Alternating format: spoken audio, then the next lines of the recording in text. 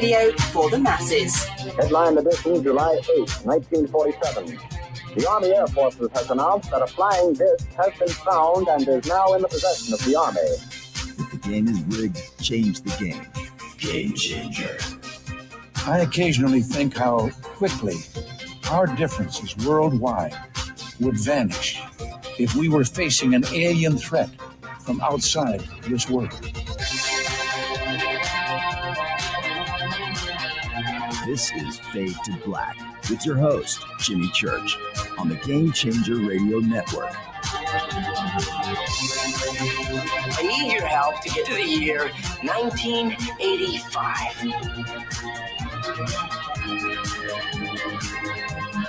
You're listening to Fade to Black with Jimmy Church on the Game Changer Network.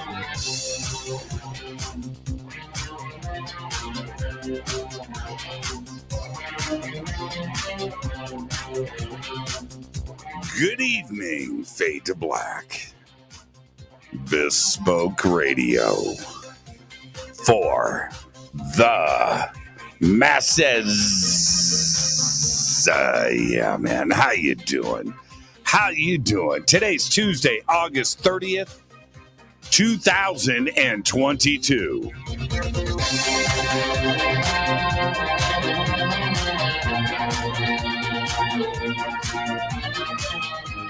I would like to welcome everybody listening all around the world, all across the United States. Hither and thither, to and fro, back and forth, up and down, east and west, north and south, far and near. This is Fade to Black for KJCR, the Game Changer, and UnX Networks, Race Hobbs. I am your host, Jimmy Church. What is cracking, everybody? How you doing? How you doing? I'm excited. Tonight, Jonny Enoch. That's right. He just got back from Egypt. So tonight, it is the secrets of Egypt. What did he find? What did he find out? We're going to discuss all of that. Now, tomorrow night is another AMA, and I've got a special guest tomorrow night. It's a very important show. It's going to be a lot of fun. So get ready for that. And Thursday is another Fader night with open lines all night long. Yeah, man. Nothing like Fader night. All right. So last night I watched Jordan Peele's Nope for a second time in 24 hours. I did. I watched it beginning to end. I really enjoyed that movie. So much I watched it twice in a day. If you haven't checked it out, go and check it out. I picked up on a few things that I missed the first time around. Very interesting. You need to watch that film, man. It's great. It is great. We've got a lot to do tonight. Jonny Enoch is with us. And so there you go. And I've been leaking some photos out there onto the internet. I'm going to see if I can get myself into trouble with the network. And I'm right on the edge from Jimmy. It's time to stop. Right. I'm right there, but I'm excited. I am excited.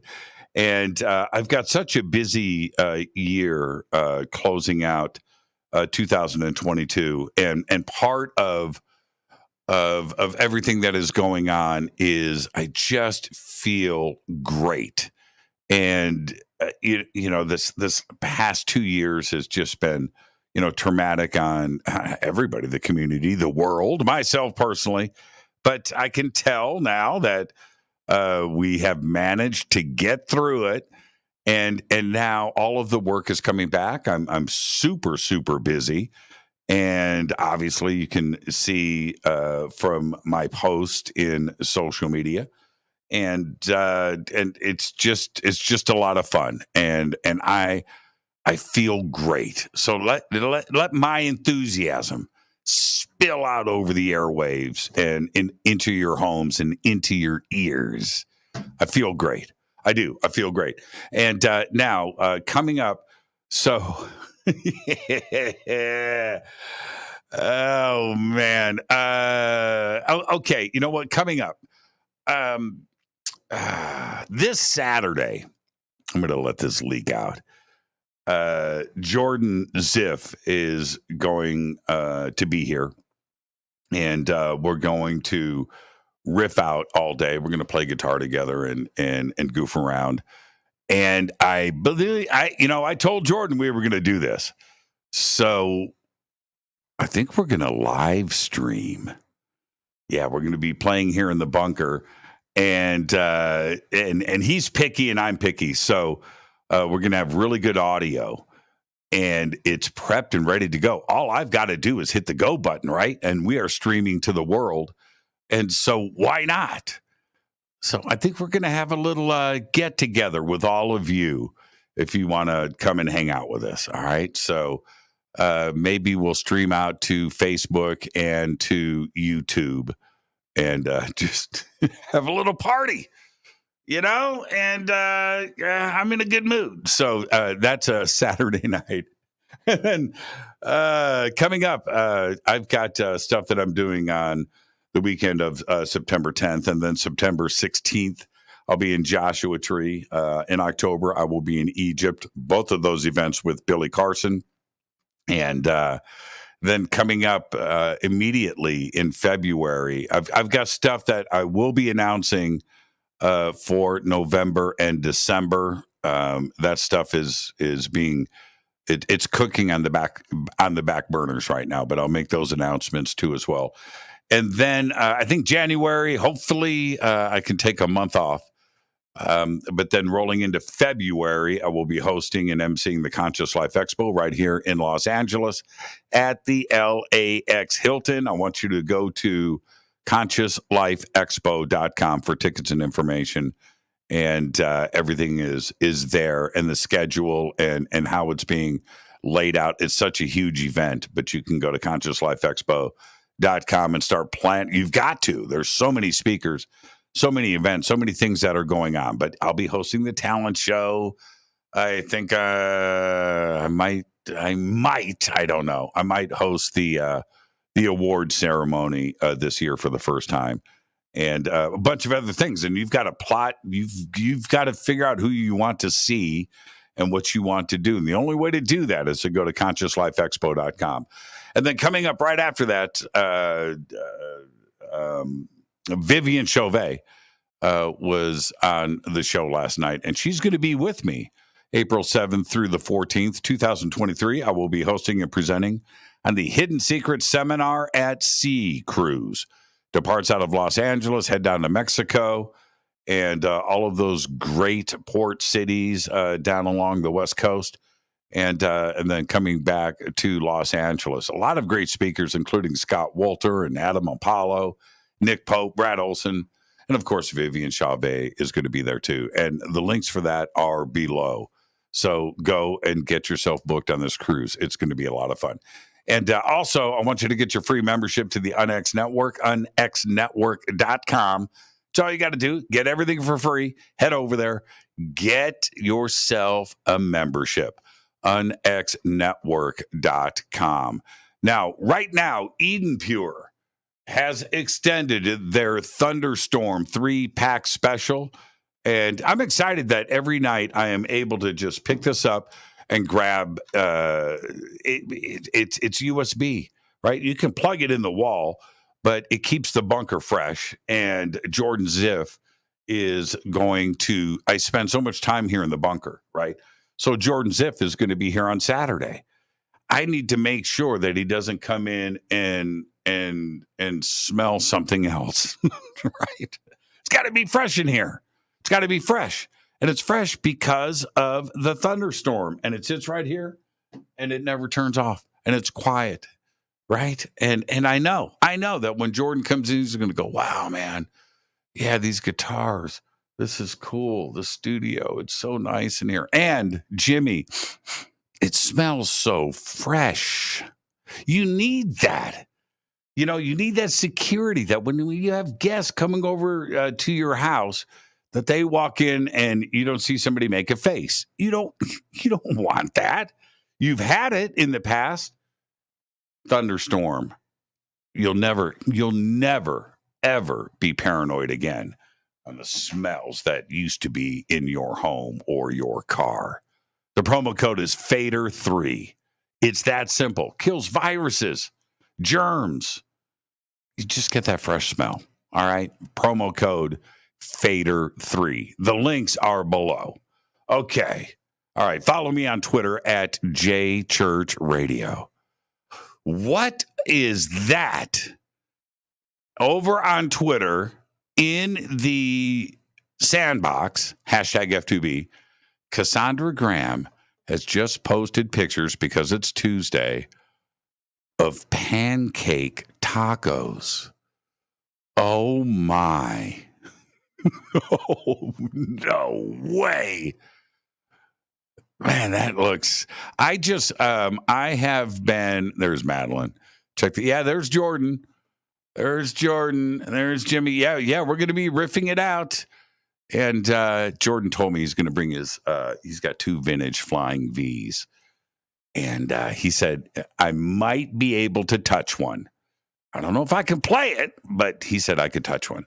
Thank you for posting that, Madeline. I just got these miniature, well, not just, because this is my second round, miniature Hawaiian taco shells, right? So, you know, the Hawaiian, the King's Hawaiian, or whatever they're called, the dinner rolls, right?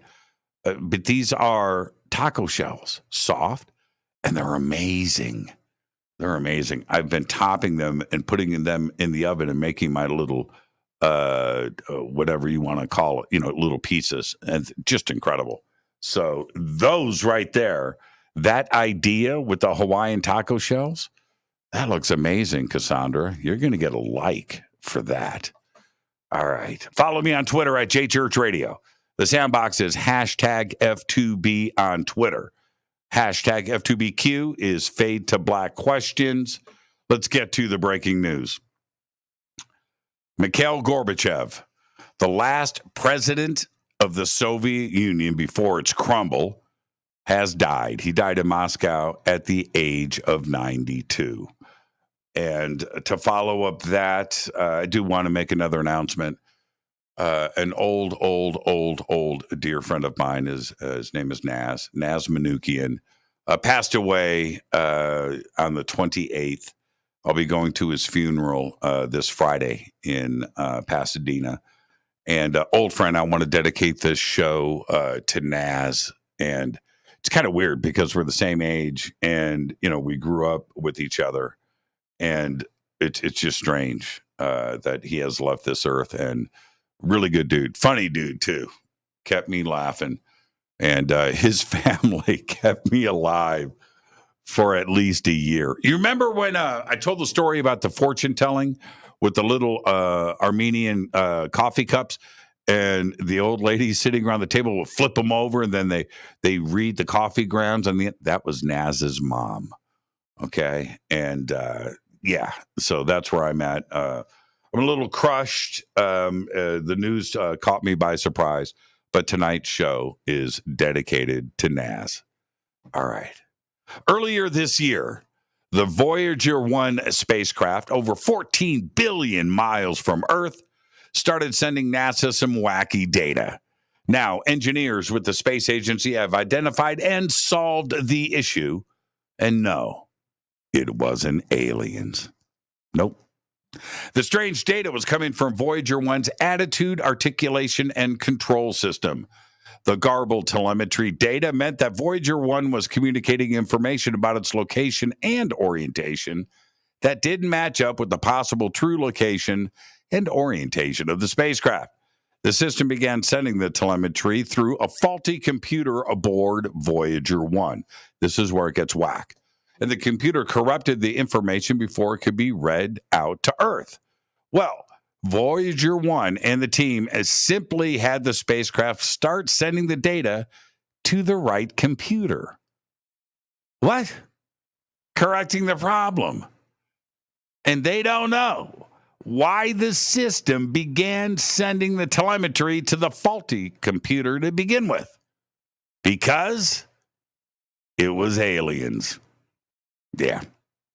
In a first-of-its-kind mission, NASA is planning to crash a spacecraft into an asteroid in about 3 weeks, September 26th, and you're going to be able to watch it live stream. Humanity's first experiment in diverting a harmful asteroid from our planet. The mission is called the Double Asteroid Redirection Test, or DART.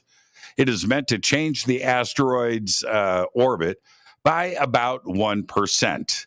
Now, the particular asteroid, which is called Dimorphos, is not on a collision course with Earth, but if the 520-foot space rock were headed towards us, it would be bad news. So NASA is using it as a test case for diverting a hypothetical future killer asteroid.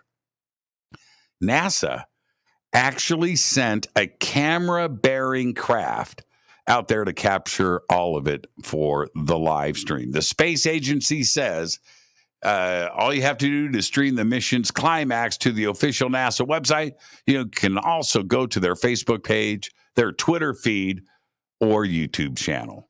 Kind of like Fade to Black. Now, Blue Origin plans to launch its next mission to space tomorrow morning. And you can watch that on a live stream. That's right. It's nothing but space and live streaming lately. You kind of notice that trend? Blue Origin's new Shepard suborbital vehicle is scheduled to lift off at 9:30 a.m. Eastern Time tomorrow from the company's West Texas launch site, which is near the town of Van Horn. You can watch all of it over on space.com. The mission, called NS-23, isn't carrying any humans. It's a cargo-only flight that will take 36 payloads on a brief jaunt to suborbital space and back, 18 of them funded by NASA. What's going on with that? It's suborbital. What are they testing? I'm just saying. All right. Man, I love talking archaeology. Yesterday it was phallus, right? Archaeologists have unearthed the Spanish Stonehenge. This is incredible. One of Europe's largest Neolithic standing stone complexes near the city of Huelva in southwestern Spain.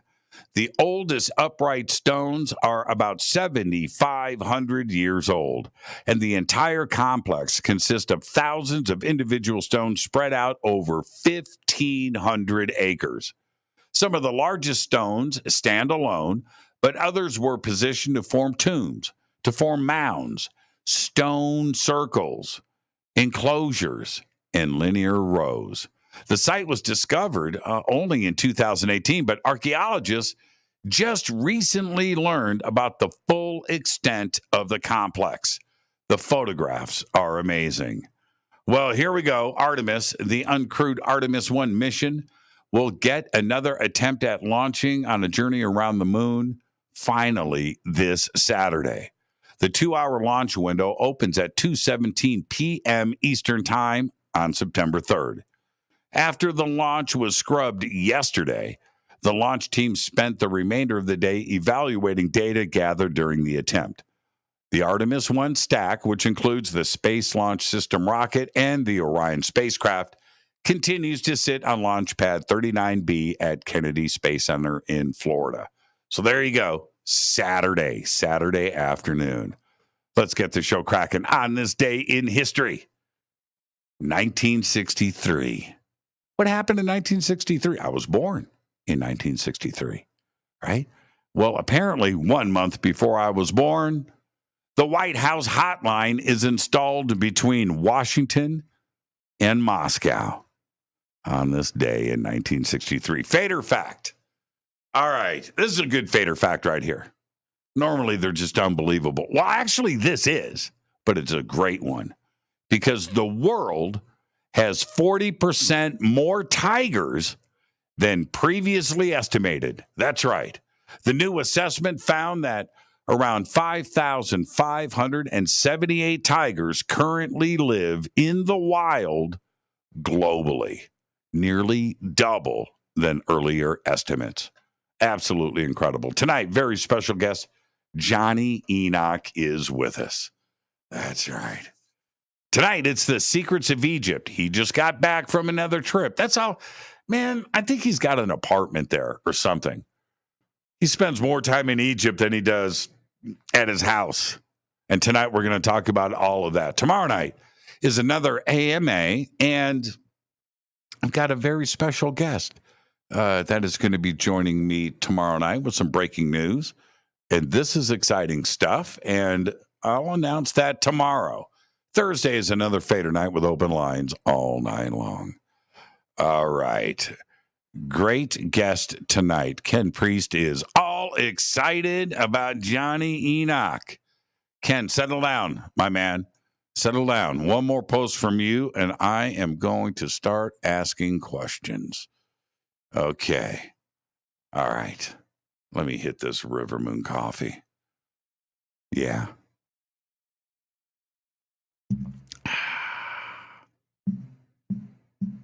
Wow.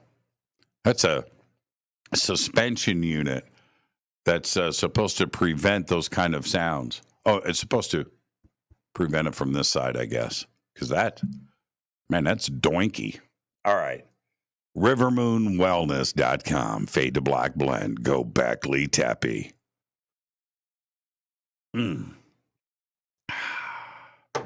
Today, I've got three containers. You've seen the pictures. I've got 3 containers of coffee beans, and I've got Fade to Black Blend, and I've got an exotic French roast, super dark, and then I've got a lighter roast, high test, caffeinated stuff.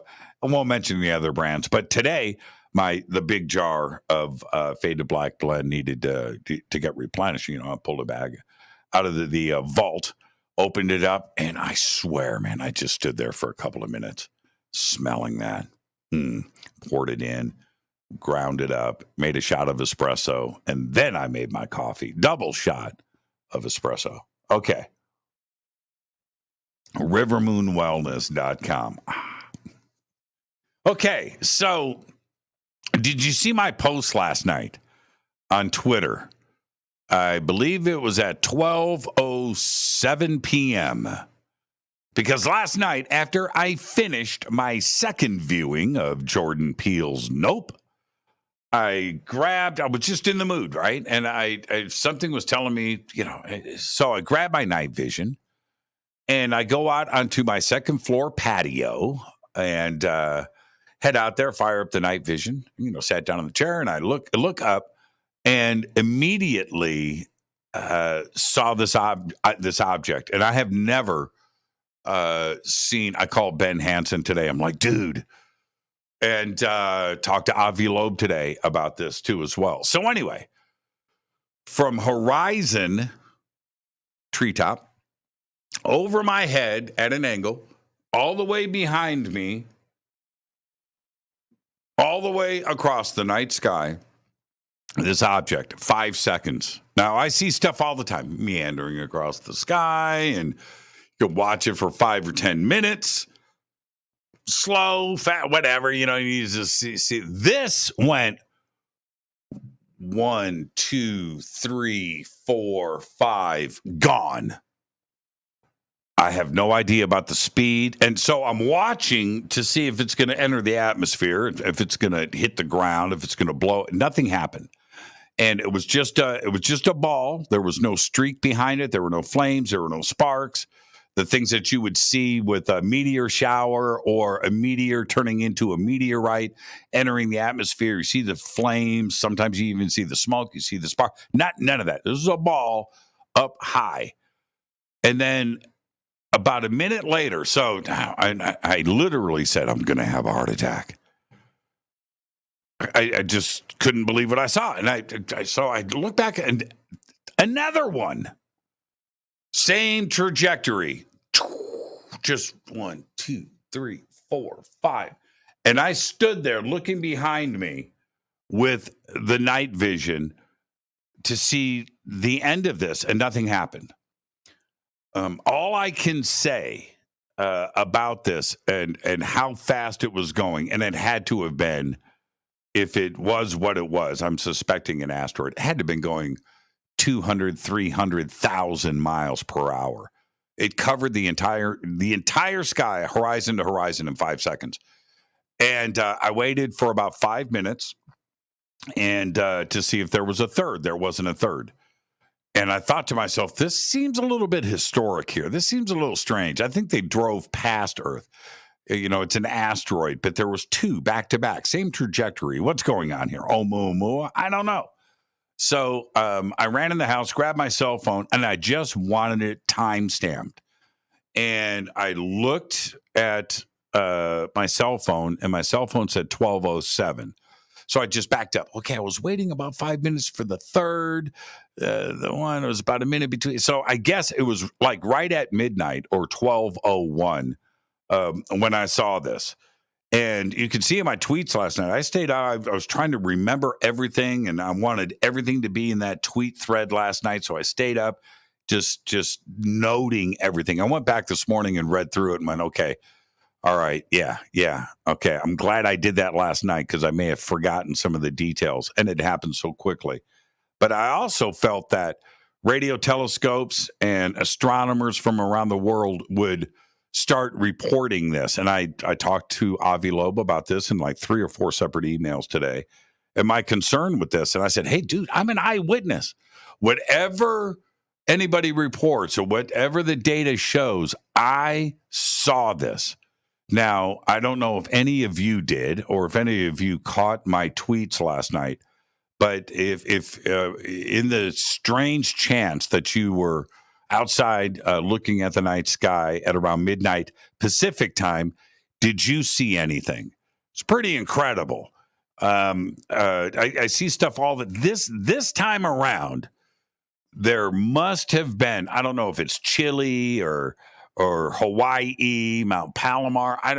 Wherever, we have telescopes all over the country, Arizona. Somebody had to have been looking and tracking those 2 objects. Had to. And if they were asteroids, that was close. I mean, close. And there were 2 of them. I don't think there were, I'm not saying that's UFOs or ETs or UAPs. I don't know what they were. But they didn't enter the atmosphere from what I could see.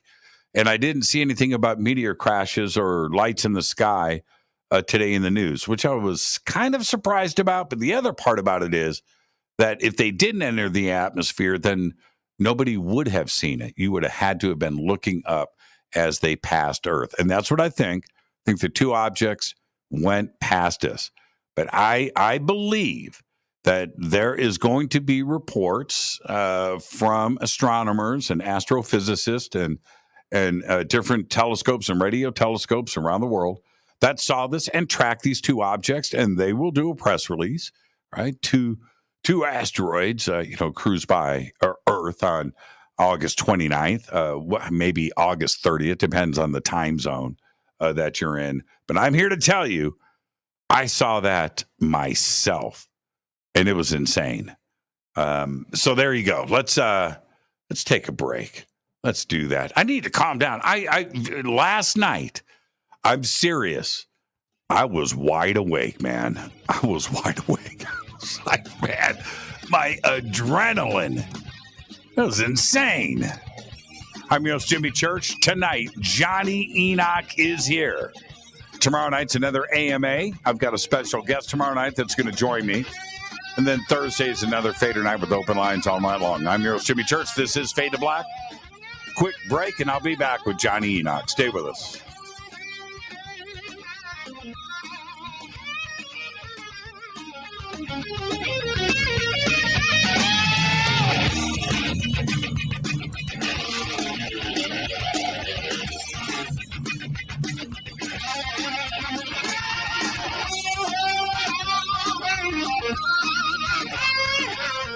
This is Nicole Church, daughter of you-know-who, and you're listening to Fade to Black on JimmyChurchRadio.com and the Game Changer Network.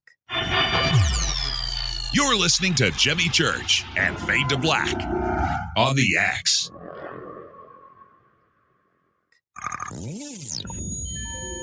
You're listening to Jimmy Church, Fade to Black. Fade to Black will now pause for alien identification. station that talks the net. When you take the beans from Central America with dashes of Indonesian and African mixed in and then roast it to the dark side of fade to black, you create the ultimate brew of fringe. Introducing the Fade to Black blend from River Moon Coffee. Yes, River Moon's darkest customized roast was created for the love of Fade to Black. The alchemy of masterful roasting and smoking the beans is in every sip of this full-bodied, dark Java. I need my coffee dark, deep, with distinct bittersweet chocolate highlights, just like the bunker. Leaning further into the darkness of the roast is Fade to Black blend from River Moon Coffee. Just click on the banner at jimmychurchradio.com and use the promo code F2BBLEND for 15% off of your order today. This is the only way forward. This is Fade to Black. Make contact.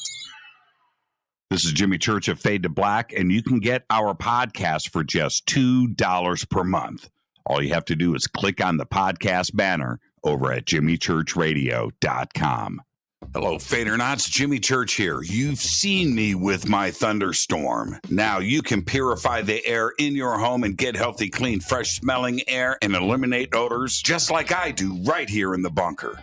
The EdenPURE Thunderstorm uses oxy technology that naturally sends out O3 molecules into the air, which seek out odors and air pollutants in your home and destroys them. It's called a thunderstorm because it purifies the air just like after a thunderstorm. And right now, you can save $200 on an EdenPURE Thunderstorm 3-pack for whole home protection. With this special offer, you're getting 3 units for under $200. Seriously. Go to EdenPureDeals.com and use Fader3. Shipping is free and it's easy. Just scroll down. You'll see my name right there, Jimmy Church. Click on it and get your deal today. That's EdenPureDeals.com. Do you have an interest in the paranormal? Then you'll love the UnXNetwork.com. The X is your streaming audio and video for everything supernatural, strange, and mysterious, like UFOs, Bigfoot, ghosts, and so much more. From hosts like Jimmy Church, Whitley Strieber, Micah Hanks, and Christina Gomez. Visit the UnXNetwork.com show page for a complete list of all the paranormal programs you'll find on the X. Be sure to follow us on Twitter for updates at KUNXDB. Follow our Facebook group, UnX Network. Find the podcast on Spotify, iHeart, Audible, and Apple Podcast. It's time. It's new. It's the X. 9 out of 10 geneticists agree. Fade to Black is not your father's radio show on the Game Changer Radio Network. Hi, this is Rob Reiner from Anvil, and you're listening to JimmyChurchRadio.com. What's up? I'm Chris. What up? This is Kyle Manson. You're listening to Jimmy Church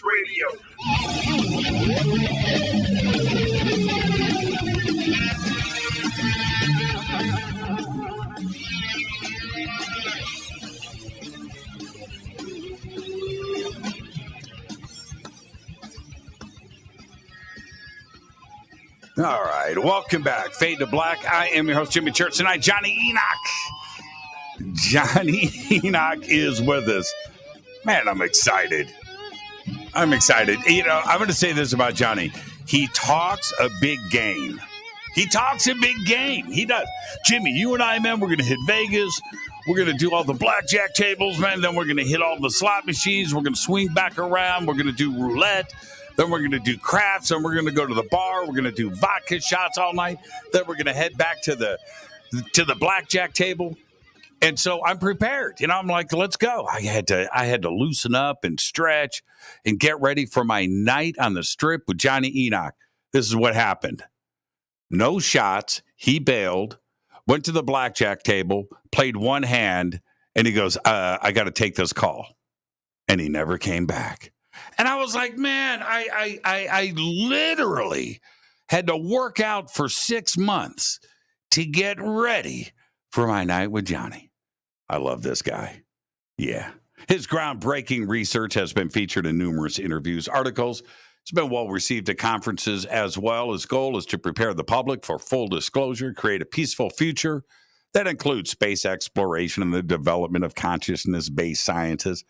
Currently, he's a featured speaker on the Ancient Mysteries Tour of Egypt and the Serpentine Mysteries Tour of Peru and Bolivia with Brien Foerster at Hidden Inca Tours. He's also writing a book on advanced civilizations. He's been talking about that for 5 years, but we will see that book eventually. And his website is JonnyEnoch.com. And I'm wondering now where he came up with that name. Johnny. Hey, Jimmy. Jimmy.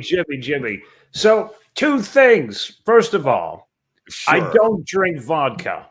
Gin is the drink that I used to drink when I would go out because it's very British. You have a G&T, just like Vishal is watching.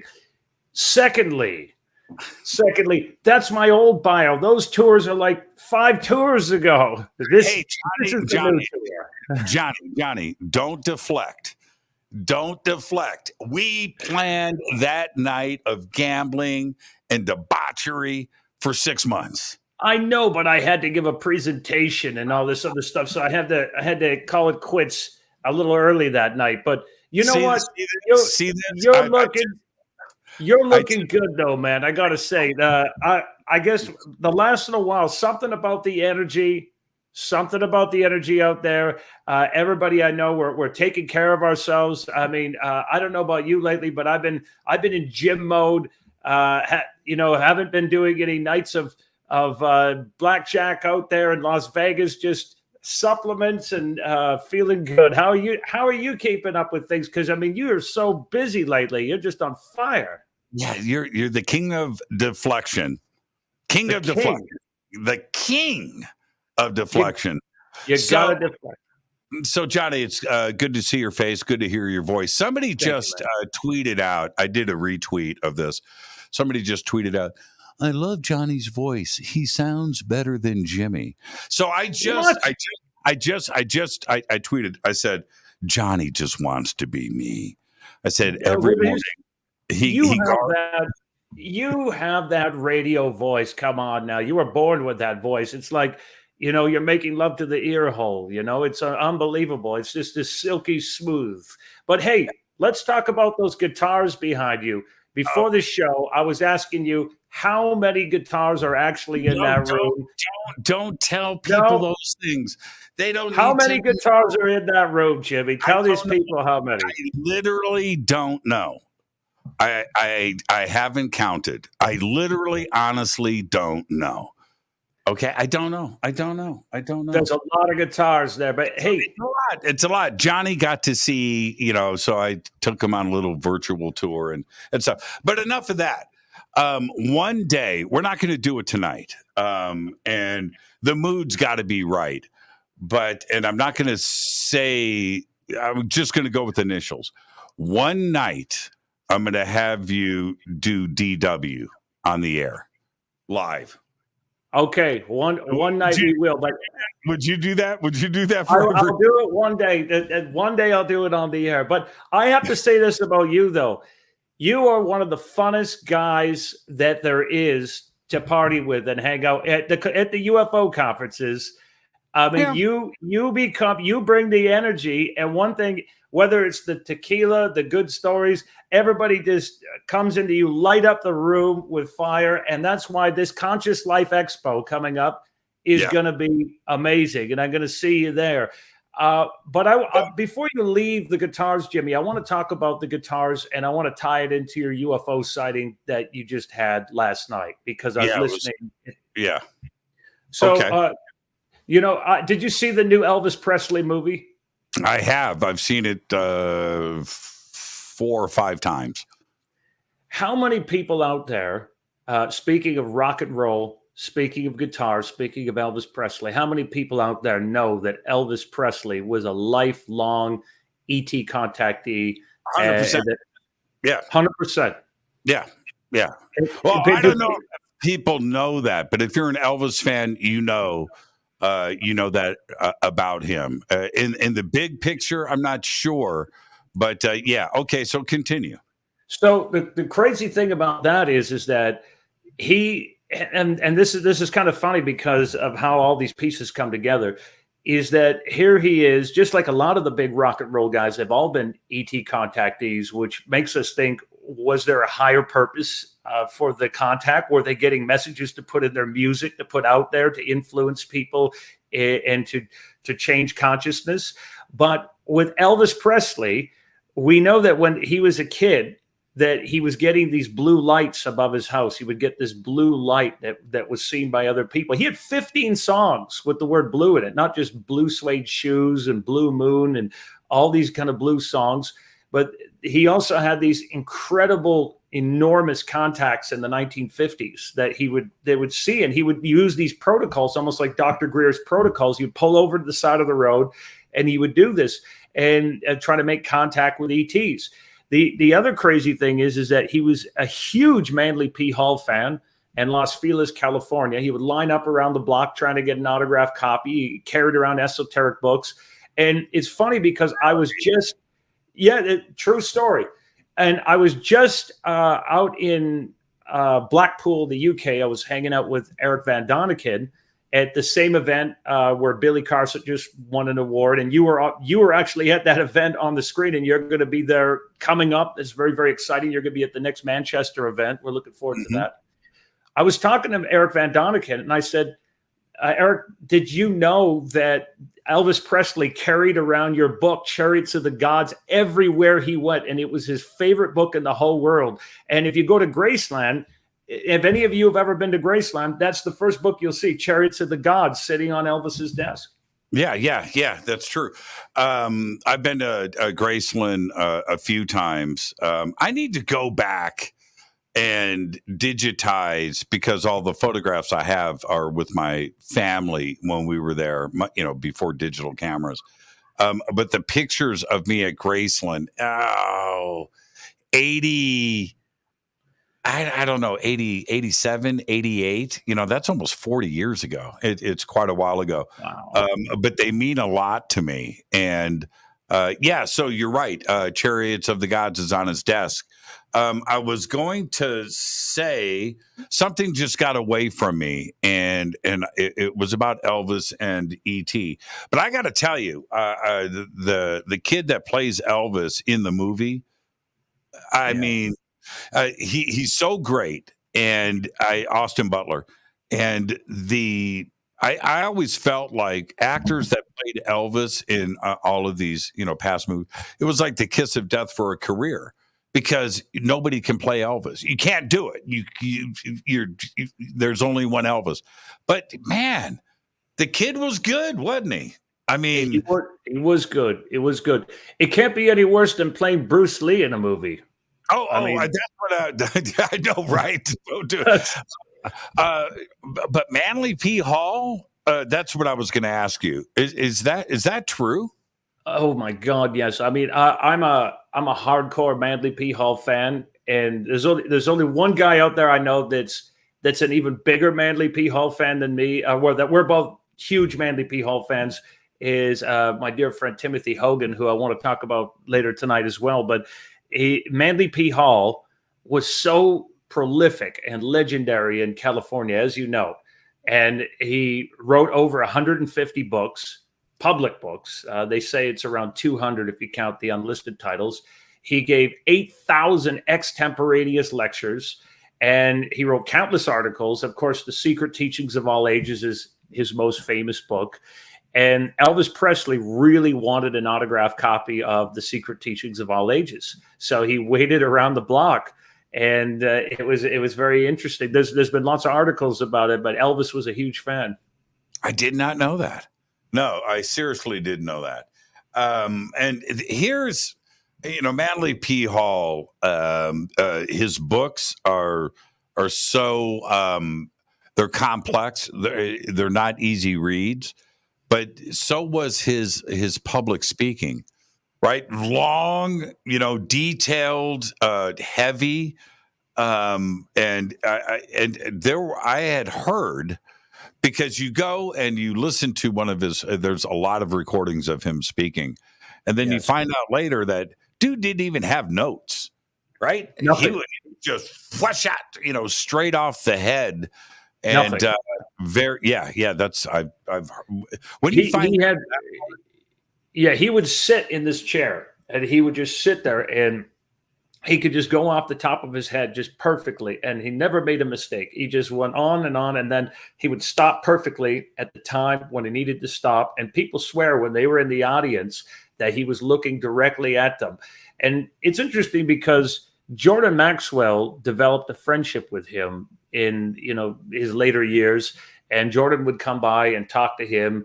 And Jordan told me that he learned over the years that Manly P. Hall was a walk-in, if you know what that is. Yeah, I heard the same thing. And Jay Widener was friends with Manly P. Hall. I've got a handful of friends that knew him, and I just wish that my earlier days in California I was more tuned in to Manly, because he right here in the neighborhood, Los Feliz. When we talk about Manly P. Hall and Los Feliz, people probably don't know where Los Feliz is, but it's right next to Hollywood, and it's in between. It's right off the freeway, and it's in between Glendale, Pasadena, Hollywood, just north of LA. You can see Los Angeles from Los Feliz, and then going in the other direction to the north, you have Burbank.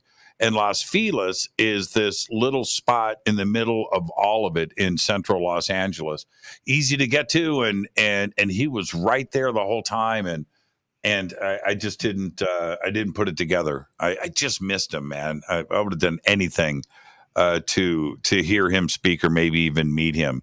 And now you just mentioned Timothy Hogan, very interesting guy. I'm going to be hanging out with him in about 10 days. You know this. We'll keep that on the down low. And I just announced it on the air. We got to keep it on the down low. But you went to Egypt with him, and going to Egypt, is it okay? Can we just tell everybody?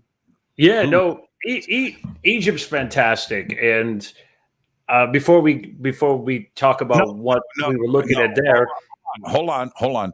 I said, can we tell everybody who Timothy Hogan is? Can we? Okay, let's get in. Well, first of all, Timothy Hogan is a dear friend of mine, and he is the Grand Master of the Knights Templars. He is, and by the way, he's closely associated with Scott Walter, who I know you're very well familiar with. Scott Walter is brilliant. He was also a Templar, and with Timothy, he's also well respected in Masonic and Rosicrucian circles, but he's the greatest expert I have ever seen in alchemy. And when it comes to the esoteric and the mysteries, I just love hanging around with him when he and I get into these deep things. We just did a tour to Egypt, and we have a tour there next March that we're doing together, initiations into the mysteries. I know you got some tours coming up, which is really exciting that people should be looking out for. But with what Timothy does is that he's looked into the deeper meanings of the mysteries and also looked at the alchemical keys. And it's so mind-blowing to be around him in that area. And some of the stuff that he's working on is really going to excite people. I'm sure that when you were talking to Scott Walter, he's told you about some of the explorations that came into America, pre-Columbus, and what the Templars were doing. And, the Templars, that whole story about the Crusades that you hear and where that was going, it really shifted into what the Templars discovered. The Templars discovered the secrets of Atlantis. They were unraveling the mysteries and going deeper into it than anyone else.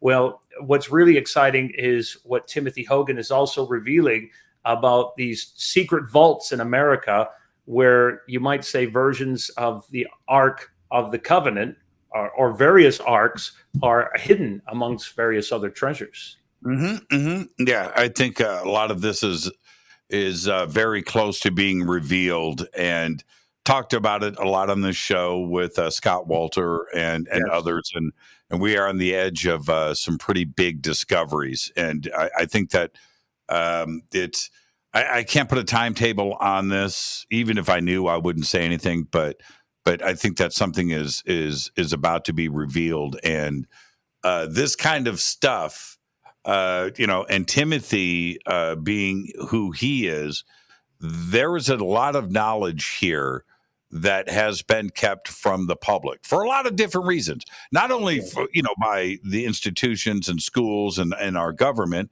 but by the Templars themselves and the Masons, because they're sitting on stuff that is pretty huge. And so it's got to be dealt with in the right way. But I believe it's about to happen. But here's the thing with those kind of comments. To go to Egypt with Timothy Hogan and walking around and looking at things and getting his insight, that has to be, Johnny, seriously, that's got to be pretty extraordinary. It is. And he and I both bring various bits of research and puzzle pieces that we are putting together side by side. And with our group, we have an amazing group that we're working with. So right now we have another professor friend of mine, Hank Kracher, that's a friend of Timothy's and I's, that he's along, as well as we have Paul Elder from the Monroe Institute, and he's a remote viewing instructor, and he's done incredible stuff. So imagine combining this with the remote viewing, and then we have the archaeological stuff, the Egyptology stuff coming in, Muhammad's insight. It's been unbelievable. But one of the interesting things, Jimmy, that I think people are going to become very interested in the next little while is there's a lot of classified things in Egypt. And we've discussed some of those things on the show before. We've talked about Zayat El Aryan, and we've talked about some of these places that are very mysterious. But point in fact, there's a lot of classified stuff below the Giza plateau. And I'm not just talking about the Osiris shafts. Every year, more and more stuff is revealed about this. And I've had several contacts that I've talked to about this, not only in Egypt with the antiquities, tell me things from behind the scenes, but even folks like Rick Doty, who I know also has come up to me. He says, there's very classified things there. The military has gone under there. Things have been taken out. And we know below the Sphinx, for example, which I just want to say this right now. I want to get this on record. The Sphinx is older than the top part of the pyramid. The Sphinx is far older than the top part of the pyramid. But below the Sphinx and below the entire Giza plateau, there's moon temples, okay? Below the Great Pyramid, the basin of the Great Pyramid is older than the top part of the pyramid. And it's been suggested to me that there's temples even under that complex. Now, where this gets very interesting, and I want to draw Timothy into this part of the story for everyone and why it's so fascinating with Timothy's background, his knowledge and his experience. I mean, he's a profound master of not only symbolism, but ancient languages. He's very well respected in his field. When Rudolf Gattenbrink went to Egypt in 93, 94. Now, this is a German scientist, and I know you're very familiar with him, Jimmy. He went up there.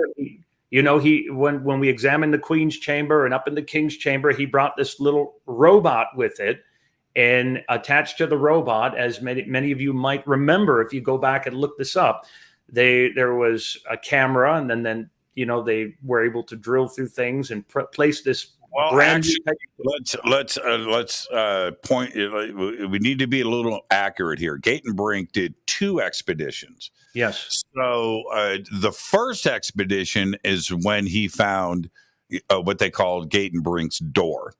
And so, yes, and it was a small robot with cables hanging off the back of it. Yes. It wasn't remote controlled. Fired this thing up. He's taking pictures and gets all the way up and was expecting to, maybe find another chamber or just find where these shafts were going. And he went as far as he could, and it was blocked. And so they called that Gattenbrink's door. But when that happened, he got shut down. And the original, when I first signed on to the internet, well, not when I first, but one of the first websites on the internet, I'm not exaggerating, was a website about Gattenbrink. And now we're talking, this is 1995. And watching this expedition and the photographs in 1995 on the internet and getting the updates about everything was amazing to me. And Gatenbrink. Okay, so anyway, that was the first. Now let's think about this. That is 25, 30 years ago, 27 years ago, if it was 1995, right? Yeah, 27 years ago. And then he went back. He went back with better robots and then the ability to drill. And so the goal was to go up to Gatenbrink's door, drill through it, get a camera through that, and photograph the other side. Now, when we come back after this break, Johnny, we will pick up where we're leaving off and what you found out about Gatenbrink and what was on the other side. We will discuss all of that when we come back. I was hoping, this is the thing, I've just got 30 seconds. I was hoping to see a tomb or a room or, King Tut, the thing. Yeah. And that didn't exactly happen. But what did happen might have been even bigger than that. And we'll discuss all of that when we come back. This is Fade to Black. Our guest tonight, the one and only Jonny Enoch. Best name ever. Jonny Enoch. Johnny, stay right there, my friend. This is Fade to Black. I am your host, Jimmy Church. Tonight, the secrets of Egypt with Jonny Enoch. He just got back. He's going to share everything with us. This is Fade to Black. I'm your host, Jimmy Church. We'll be right back after this short break. Stay with us.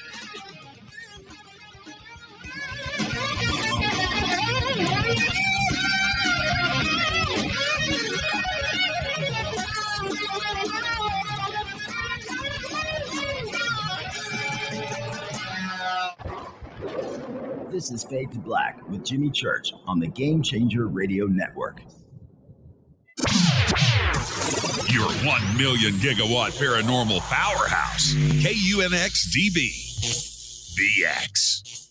Hello, Fadernauts. Jimmy Church here. You've seen me with my Thunderstorm. Now you can purify the air in your home and get healthy, clean, fresh-smelling air and eliminate odors just like I do right here in the bunker.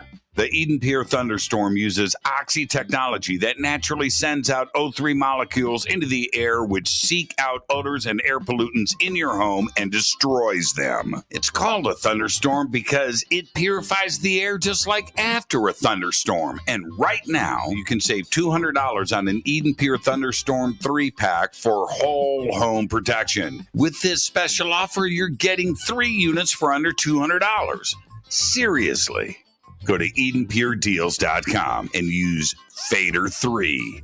Shipping is free and it's easy. Just scroll down. You'll see my name right there, Jimmy Church. Click on it and get your deal today. That's EdenPureDeals.com. This is Billy Carson, founder and CEO of ForbiddenKnowledge.tv. ForbiddenKnowledge.tv is the fastest growing and one of the most watched networks in the world. And I would like to personally invite you to check out our expanding library of TV, film, lectures, and special presentations. ForbiddenKnowledge.tv has over 6,000 videos covering lost history, health, UFOs, spirituality, and our future. We are committed to our community, and with my personal invitation, you can, right now, get your own free 30-day membership at ForbiddenKnowledge.tv. Your own library of information starts today at ForbiddenKnowledge.tv. Because you never got that pony you always wanted. Damn it. Jimmy Church and Fade to Black on the Game Changer Network. Listen, I know, and you know, that you've always wanted your first crystal skull. Or maybe you're a collector just like me, but you just don't know where to go to find the real thing. Then I met Carolyn Ford over at EinsteinTheCrystalSkull.com. Carolyn is the guardian of Einstein, one of the most respected ancient crystal skulls in the world. All of her unique skulls have been imprinted sitting with Einstein in his sacred lodge and are carved from the finest gemstone and materials. Imprinting is the process of receiving the ancient wisdom from the master skull or master computer. Einstein, the ancient crystal skull. To see Carolyn's current collection of crystal skulls, just visit her store at EinsteinTheCrystalSkull.com. click on the banner over on our site. Don't forget to use the promo code Jimmy at checkout to receive 10% off of your order today. That's promo code Jimmy. Finding your first or next crystal skull is easy. Just visit EinsteinTheCrystalSkull.com. Hello, I'm Katie, and you're listening to my main man, Jimmy Church, on JimmyChurchRadio.com. Hi, this is Ray Hobbs here, repping the planet, and you're listening to my good friend, Jimmy Church. Fade to black. This is Toby Kebbell. You're listening to JimmyChurchRadio.com. Don't hurt me, Jimmy. I'm only little. Hey, I'm Adrian Grenier, and this is Ari Gold. We're the Honey Brothers. Yes. We're of the Honey Brothers. Hey, I'm Adrian Grenier, and I'm Ari Gold. We're the Honey Brothers, and you're listening to Jimmy Church. The Revolution. This is Jimmy Church of Fade to Black, and you can become an official Fadernaut by just going to our membership section at JimmyChurchRadio.com. Hello, this is Serena Wright Taylor from Conscious Life Expo, and you're listening to Fade to Black with Jimmy Church, who holds the Lucky Pony record for the best astrological chart since 1963. True story. This is Micah Hanks of the Gralien Report, and you're listening to Jimmy Church on Fade to Black.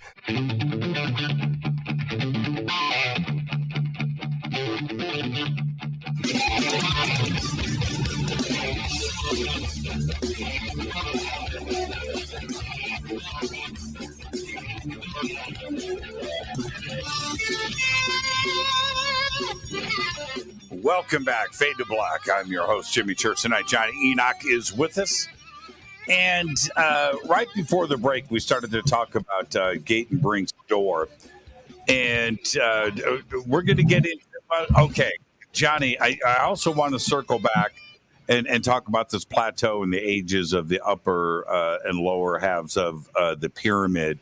Or I think that's what you were suggesting. And I find that very interesting, too, as well. I'm going to be in Egypt. We have to get to what Gattenbrink discovered, though, because, again, I'm very impressed always with your knowledge of Egypt. You are an Egypt nerd, Jimmy. You know, every time I talk to you, you're very well versed in your Egypt. I gotta tip my hat to you. That's why I love coming on your show. So back to Gattenbrink. Yes. Yeah. So you go up into the King's Chamber. For any of you out there watching who've been to Egypt, when you go up the Grand Gallery, you go to the King's Chamber. When you go in there, there's a fan in the wall. And when you're up there, you know, Timothy will actually, you know, show you how to pull the fan out. But because, I mean, he's had some very in-depth visits there.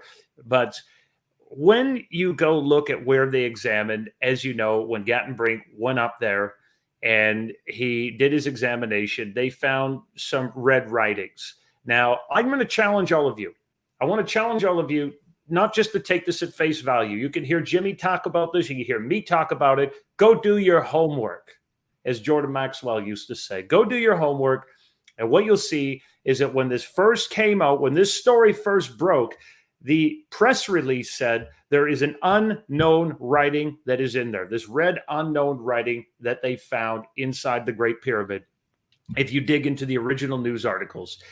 And when they said it was an unknown writing, this freaked out the Egyptian antiquities, the authorities there. They got freaked right out because in the 90s, you got to remember, moving out of that period, anything that wasn't Egypt, if you said, hey, the Egyptians never built this thing, that didn't work for them.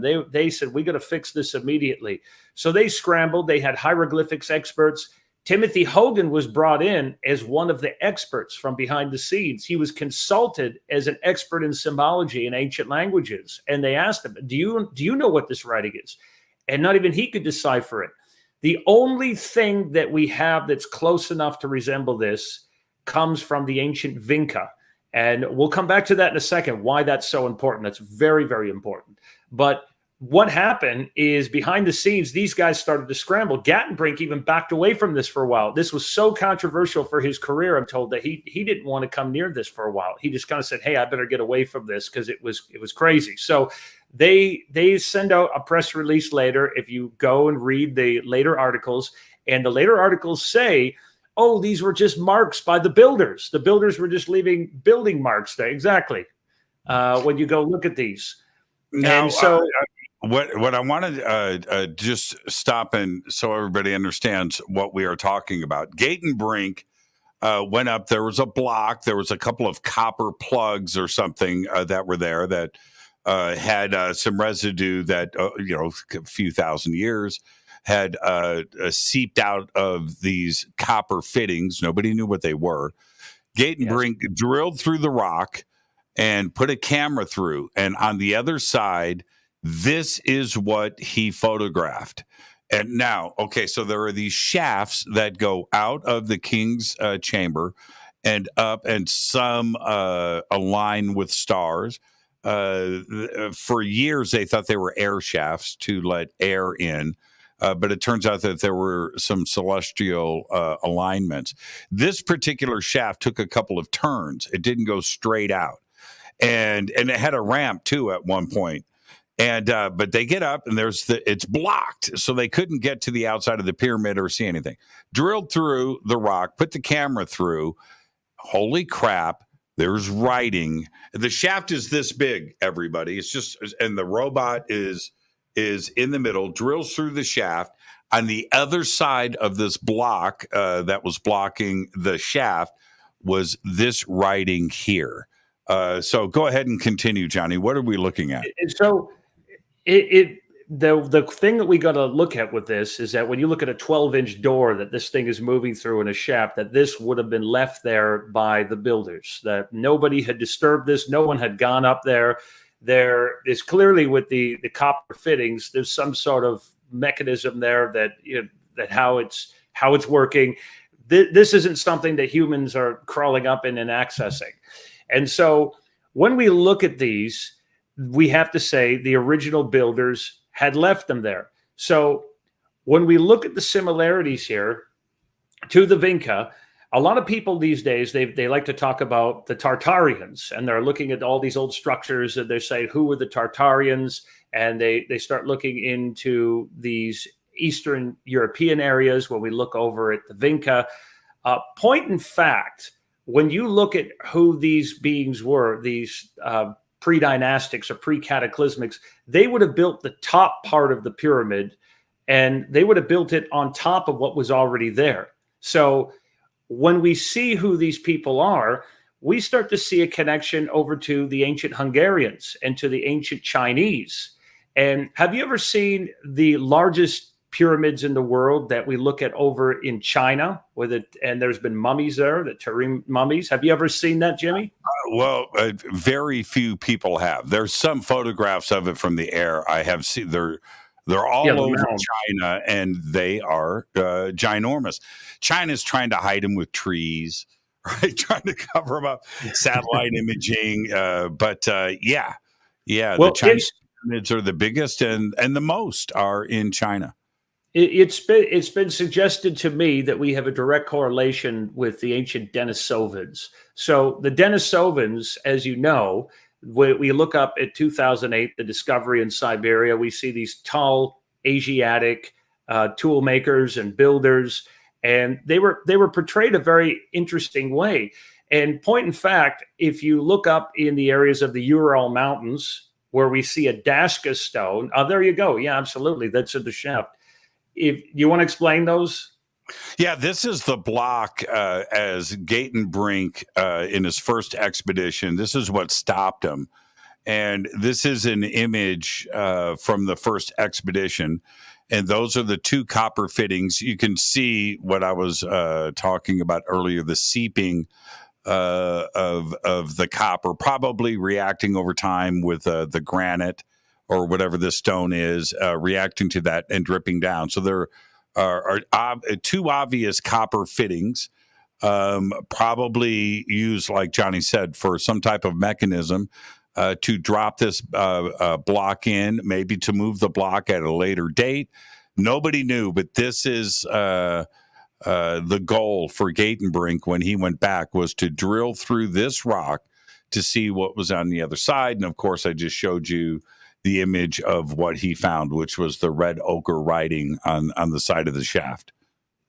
Yeah, it's very interesting because if you go look back at, let's say, the ancient Hungarians, and I live most of the time in Budapest. Today I'm in Vancouver, Canada, doing some stuff over in North America right now. But in Budapest, where we are, we travel around in Hungary. There's these signs with the ancient Hungarian, and it looks like a hieroglyphic language, like the ancient Chinese. And if you look up who the Vinca are, you're going to find some very, very interesting things when you look up the Vinca script. And the Vinca, they also have these depictions of, when you look at them, that they have these very tall looking depictions with these large heads and eyes. And we see that in the pre-dynastic Egyptians and their art as well. We also see that up in the Ural Mountains. And in the Ural Mountains near Russia, you could spend a lot of time looking at all the mysteries there. There's something called the Dashka stone there that has a topographical map of 3 ancient river stones. You know, the 3 ancient rivers, you know the one I'm talking about. It's like Jason and the Argonauts in the Indus Valley. You can see that from space. It's like someone was using it as a map on Earth at the time of the primitive Pacific, and when the Atlantic would have been just like a reservoir. And they say it was part of a 30-ton relief, and they found like 120 million year old fossilized seashells in that thing. And there's like little gold nanowires and strange structures near there. Well, this group that we see that was moving around, we believe that there's a connection now between them. And if you look at the early Egyptians, this is where it gets very interesting.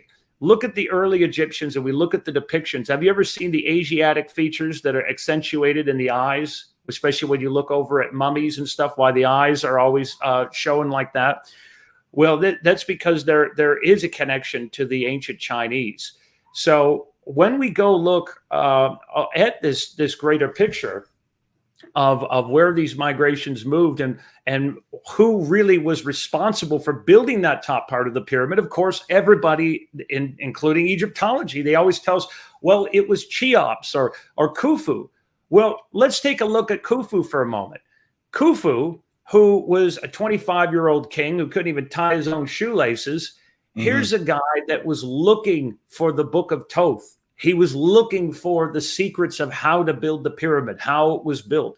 Just logistics-wise, Jimmy, I think you know this. Logistics-wise, the idea that he had built it in his lifetime with 2.5 million stones almost, and some of them weighed 70 tons, mathematically perfect, and how it was laid out. You would need workers working around the clock, and then tons more that are taking care of them for food and medical attention and beer and the resources and what you would need to allocate to do something like that. It just doesn't add up. But it gets even more interesting because, as you know, when we go back to Herodotus and we see what he had kind of looked at with this, Khufu looking up this thing, he had even made assumptions about the pyramid. And why we believe today that Khufu was the one that built the pyramid, of course, was because of Colonel Weiss. Now, with Colonel Weiss, when we go back into around 1836, this is at the time when the British had that whole gunpowder expedition archaeology sort of thing. They're blowing things up. You had August Marriott and all them, going to the Serapeum, blowing things up. They come over into that area, and he gets stationed there, and Colonel Weiss has to make some explorations and some discoveries. So he's running out of time. He needs to, say, hey, I found out some evidence about the Great Pyramid. I've been there for a while. He, of course, had joined Giovanni Battista Caviglia at the time. And when he comes there, he wasn't finding anything. So he goes up there right above the area of the King's Chamber and all that. And he forges the name of Khufu in red ochre paint.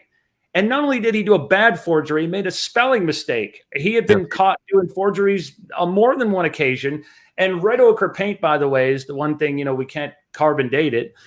So everybody just assumed it was Khufu from that point. But the really interesting thing, Jimmy, is why was he looking for the Book of Thoth, and what really is in the Book of Thoth?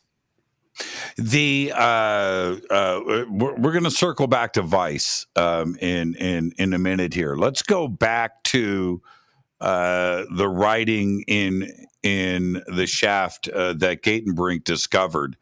What do you think it says, and what do you think it represents?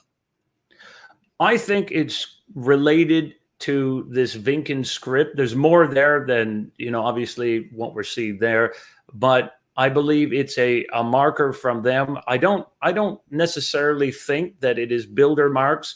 We're told the explanation from the Egyptian antiquities is that these are just random markers for numbers.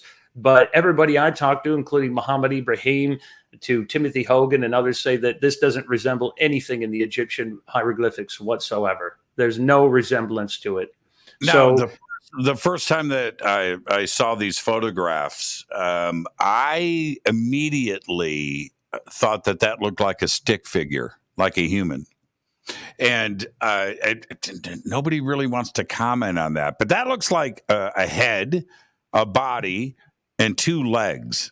That's what that looks like to me. The center, there's three.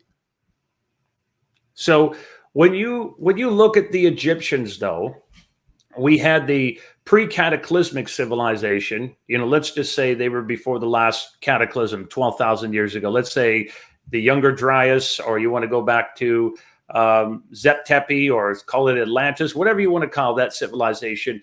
Then we had the pre-dynastics, and they were coming there and figuring things out. And you could say that these groups that were building things back up again and building upon those civilizations, we have some very interesting connections to what they brought in. But Jimmy, when you look at this language and when we look at who these people are, we get some other very interesting clues about how Egypt changed and the traditions that were brought into there. So Manly P. Hall, who we were talking about earlier, he always pointed out the fact of where the myth of the dying god came from, okay? The myth of the dying god that you even find in Freemasonry, people have changed the story. It's Hiram Abiff that goes through this initiation. He dies and he's resurrected. This is the same as Osiris. Where did Osiris come from? Osiris was introduced into Egypt in the 4th and 5th dynasty. He was just automatically inserted into there. Manly P. Hall believed that this came down from northern India with what Max Mueller called the Aryans and all that. They had a migration. They brought the traditions and the mysteries were brought down through Asia Minor and injected into northern Africa. So this tradition remained there for a while. And in that tradition, we also had a change in ages, a change in periods, and things were there for a while. It only got changed up around when these influences there got changed up around the 18th dynasty with someone who I know you're very familiar with, is Akhenaten.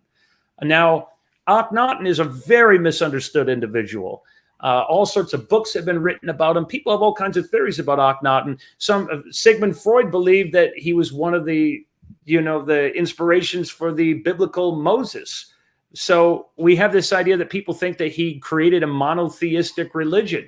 But point in fact, Akhenaten, just like the other folks in the 18th dynasty, like Tutmosis III, and you had Tutankhamun and all the others, Akhenaten, he's the one that the only gods that he got rid of those ones that were associated with Osiris, Amun, and Anubis. He said, get rid of those, but I'm keeping the rest. He got rid of the underworld deities and the ones that were associated with those initiations and periods of those of the darkness. So it's very interesting, the changeover that we see and the influences that came in and how the Egyptians adapted. But the point in fact is that we're dealing with very, very ancient civilizations here, and these are greatly unfolded into the mysteries of the pyramid. Now, back to, it's certainly what's underneath the Great Pyramid. But you had mentioned, did you say that the upper and lower half of the pyramids were built in different time periods? Yes, it's my belief, also from the folks I've talked to that have shared with me some, I guess you could say, The guys in antiquities that, we go out for dinner with, or people who have come to me privately that have said, hey, there's a lot of information that we have that we learned that was, let's say, classified. They said that what was below the Giza plateau in what they discovered there and what was above it, that they said that it's absolutely appears that the top part of the Great Pyramid is far older than what's below. And that includes the Sphinx. You go talk to Robert Schoch or go talk to anyone about it. And we can even see fossil evidence and things about sea levels and water levels if you want to look at that. But point in fact that the top part of the Great Pyramid is older. However, I want to bring it back to the idea of why was Khufu looking for this book called the Book of Thoth. Another name that we could say for the Book of Thoth is there's a book that's written by our very good friend Billy Carson. He's written about the Emerald Tablets. It's a great book. You guys should all go out and check it out. And when you go look at these Emerald Tablets, a lot of people have looked into them and said, what did they really reveal? What was in them? Why was he looking for this? Well, there was secrets about alchemy. There was secrets about that these ancient folks that were here, what they had left behind. And point in fact, one of the reasons that you call them the Emerald Tablets, and this is really interesting because Timothy Hogan is one of the very, very few people that can demonstrate this. He has a really sophisticated alchemy lab, and he's written many books on alchemy, like Element of Elements, that he can show that in the alchemical process, we have different things. Like in one of the processes, it creates these little green emeralds when you're creating it. When you're creating the alchemical materials. Another process is you get a red material, which is where we get the name, the red lion, if you've ever heard of that before. So there's great secrets in there that would reveal great power.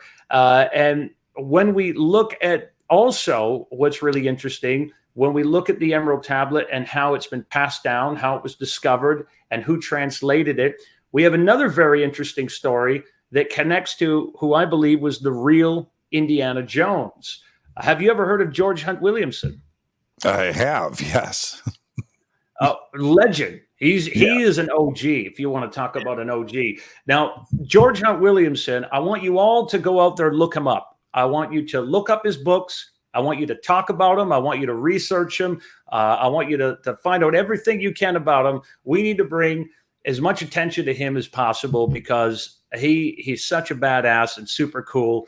And before Jordan Maxwell passed away over the years, he had told me about lots of conversations he had.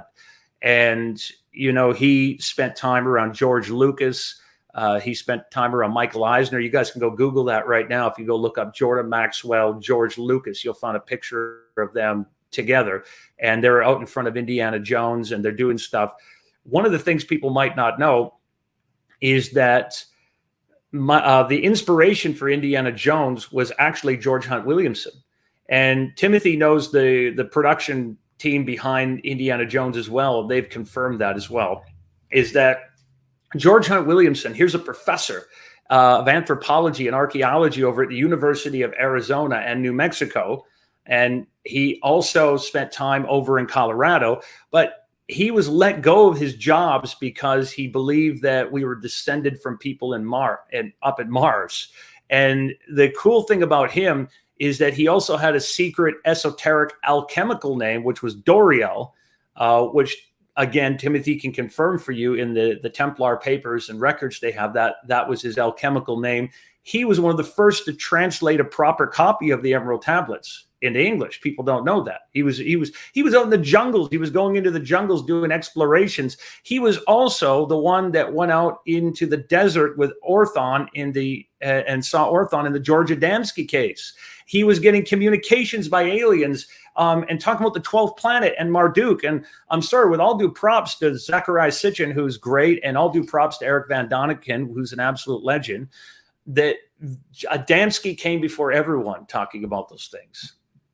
Yeah, and okay, so back to the how do I say this? I keep going back to this. When you say the top part, are you referring to the pyramid? Are you referring to the pyramid itself on the base, and then that was the base itself is older than? Yes. Or are you talking about the pyramid is in two stages? Everything below the basin, going down below the subterranean chambers, below there, it's very interesting. I think I've mentioned this guy before in your show, but there's another guy that has a very interesting experience that kind of backs up what we're talking about, but it's more of a spiritual experience, is Paul Brunton. In 1930, he had a book called In Search of Secret Egypt, where he spent the night up in the Great Pyramid. He's taken out of the body by some priests, and he goes under the pyramid into the backside, and he's shown stuff under the ground and ancient records there. Well, it's my take that these ancient civilizations and groups that were there, they had profound sciences. They also understood consciousness. They talked about stargates and things that you could go through. They talked about the Ba, the Ka, and the Ak, and doorways and things like that you could traverse through. And I very much believe this was the case. I believe that they had ways to transposition our consciousness. And they called that the underworld that they'd go through. The Babylonians called that the plain of Charon. But I believe the pyramid, Jimmy, was also part, not only as a part of this technology, not only could it have acted as a portal and a power plant, a water pump, but so many different things. We got to remember it's a polynomial tetrahedral structure that can be turned into a sphere using transdimensional mathematics. Whoever built this thing built it mathematically perfect. It's so sophisticated. I mean, Jimmy, you've seen Billy Carson do a wonderful breakdown about how it coordinates with the speed of light and its coordinates and everything. It is an absolute sermon in the stone. We need to take a break right here, but it would make a lot of sense as I've done my research with Egypt, that the site itself, the Giza plateau, was already sacred. Right, there was reasons to go. Yeah, it was already sacred, and the other part for me is, and it's gone it's unrecognized, is the fact that somebody leveled off that hill, right? Yes. They leveled, and so if you put all of this together, I did a big presentation on this, but if you put it all together, right, the building of the pyramid and everything, that's one thing. But they had to level that hilltop for all three of those pyramids, number one. Number two, level it off so it's level to the world and to the stars, and then cover it with perfectly carved bedrock as a foundation over the top of that. That itself would have taken 20, 30, 40, 50 years, and it wouldn't have happened at the time of the pyramid. It's completely artificially leveled. You're absolutely right. And that's mind-boggling. It's mind-boggling. Let's take our break right here. This is Fade to Black. Our guest tonight, the one and only Jonny Enoch. Tonight we're talking about the secrets of Egypt. He just got back. More with Jonny after this short break. This is Fade to Black.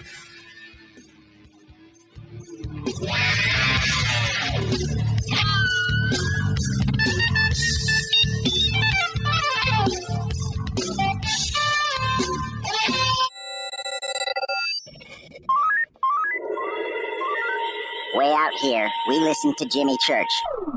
You're listening to Fade to Black. You're listening to Jimmy Church and Fade to Black on the X. ¿Qué tal, mis amigos? Yo soy Mario Carson, el tiburón, y los invito para que escuchen a mi buen amigo Jimmy Church Radio. ¡Claro que sí! The Believer is the chilling true story of Dr. John Mack, a renowned Harvard psychiatrist and Pulitzer Prize winner. This is an outreach program from the cosmos to the consciously impaired. He risked it all to investigate human encounters with aliens. The Believer, Alien Encounters, Hard Science, and the Passion of John Mack. Written by award-winning former New York Times journalist and author Ralph Blumenthal. now available in paperback from High Road Books.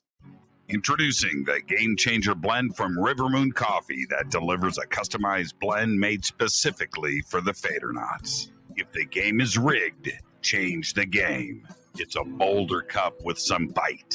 Game Changer is the coffee of choice for those that prefer an organic dark roast that is slightly lighter and milder, but it's still dark. With wild notes of pecans and chocolate with a rich, balanced, full-bodied cup that is roasted to perfection for a great coffee to start your day, as an after-dinner coffee or anywhere in between. Artisan, small batch roasted to perfection. USDA certified organic, all Rivermoon coffee is freshly roasted and packaged in the USA. Just go to rivermooncoffee.com or click on the banners over on our site and use the promo code F2BBLEND for 15% off of your order today. rivermooncoffee.com. Do you want to be an official Fadernaut? Of course you do. This is Jimmy Church of Fade to Black. Just go to our membership section at jimmychurchradio.com. Fadernauts, when you think about the future of our country and where we're headed, do you wonder about the food supply? I do. Disruptions in the food supply chain could be disastrous, and they usually occur with little warning. That's why the smartest thing you can do today is to stockpile emergency food, water, and other essentials. I personally recommend My Patriot Supply. They're the nation's largest emergency preparedness company, serving millions of customers for more than a decade. In fact, they're the only source my family trusts for our preparedness plan. You should too. Right now, save 20% off a full 4-week supply of delicious meals that provide 2,000 calories a day. Saving 20% helps too, doesn't it? Especially now. So go to preparewithjimmy.com and get ready. That's preparewithjimmy.com. There's no time to lose. Do it now.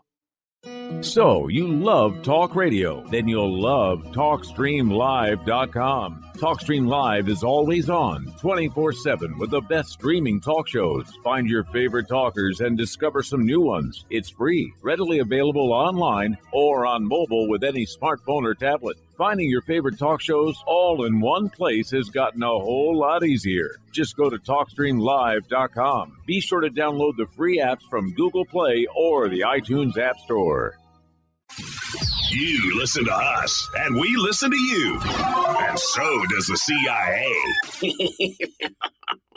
Hi, I'm Ray Sobbs, and I'm here to tell you about something I really think you're going to like. The UNX Network is a part of a larger group called UNX Media, and one of the things we offer is the quarterly UNX magazine, which is available both in print and digital formats. This amazing magazine covers all aspects of the unexplained and makes for a great coffee table periodical that is certain to spark enlightening conversations in your living rooms. We invite you to check out the latest digital issue for free. Just go to unxnetwork.com/membership and fill out your free membership with your name and email and become a new free member. The new summer issue is now available, and the theme is Time Anomalies, which includes a feature article written by our managing editor, Lee Spiegel. Just go to unxnetwork.com/memberships. That's unxnetwork.com/memberships and get your free e-copy of the UNX magazine today.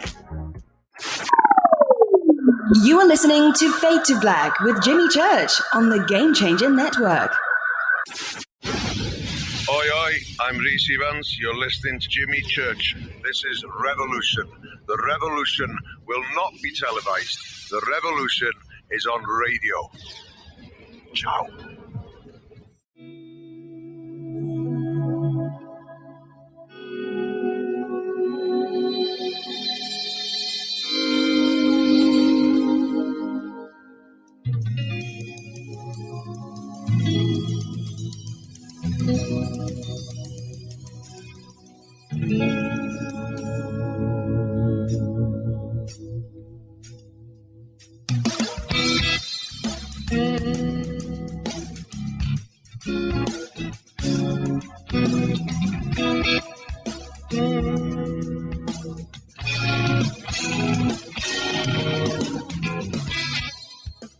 Welcome back, Fade to Black. I'm your host, Jimmy Church. Tonight, Jonny Enoch is with us.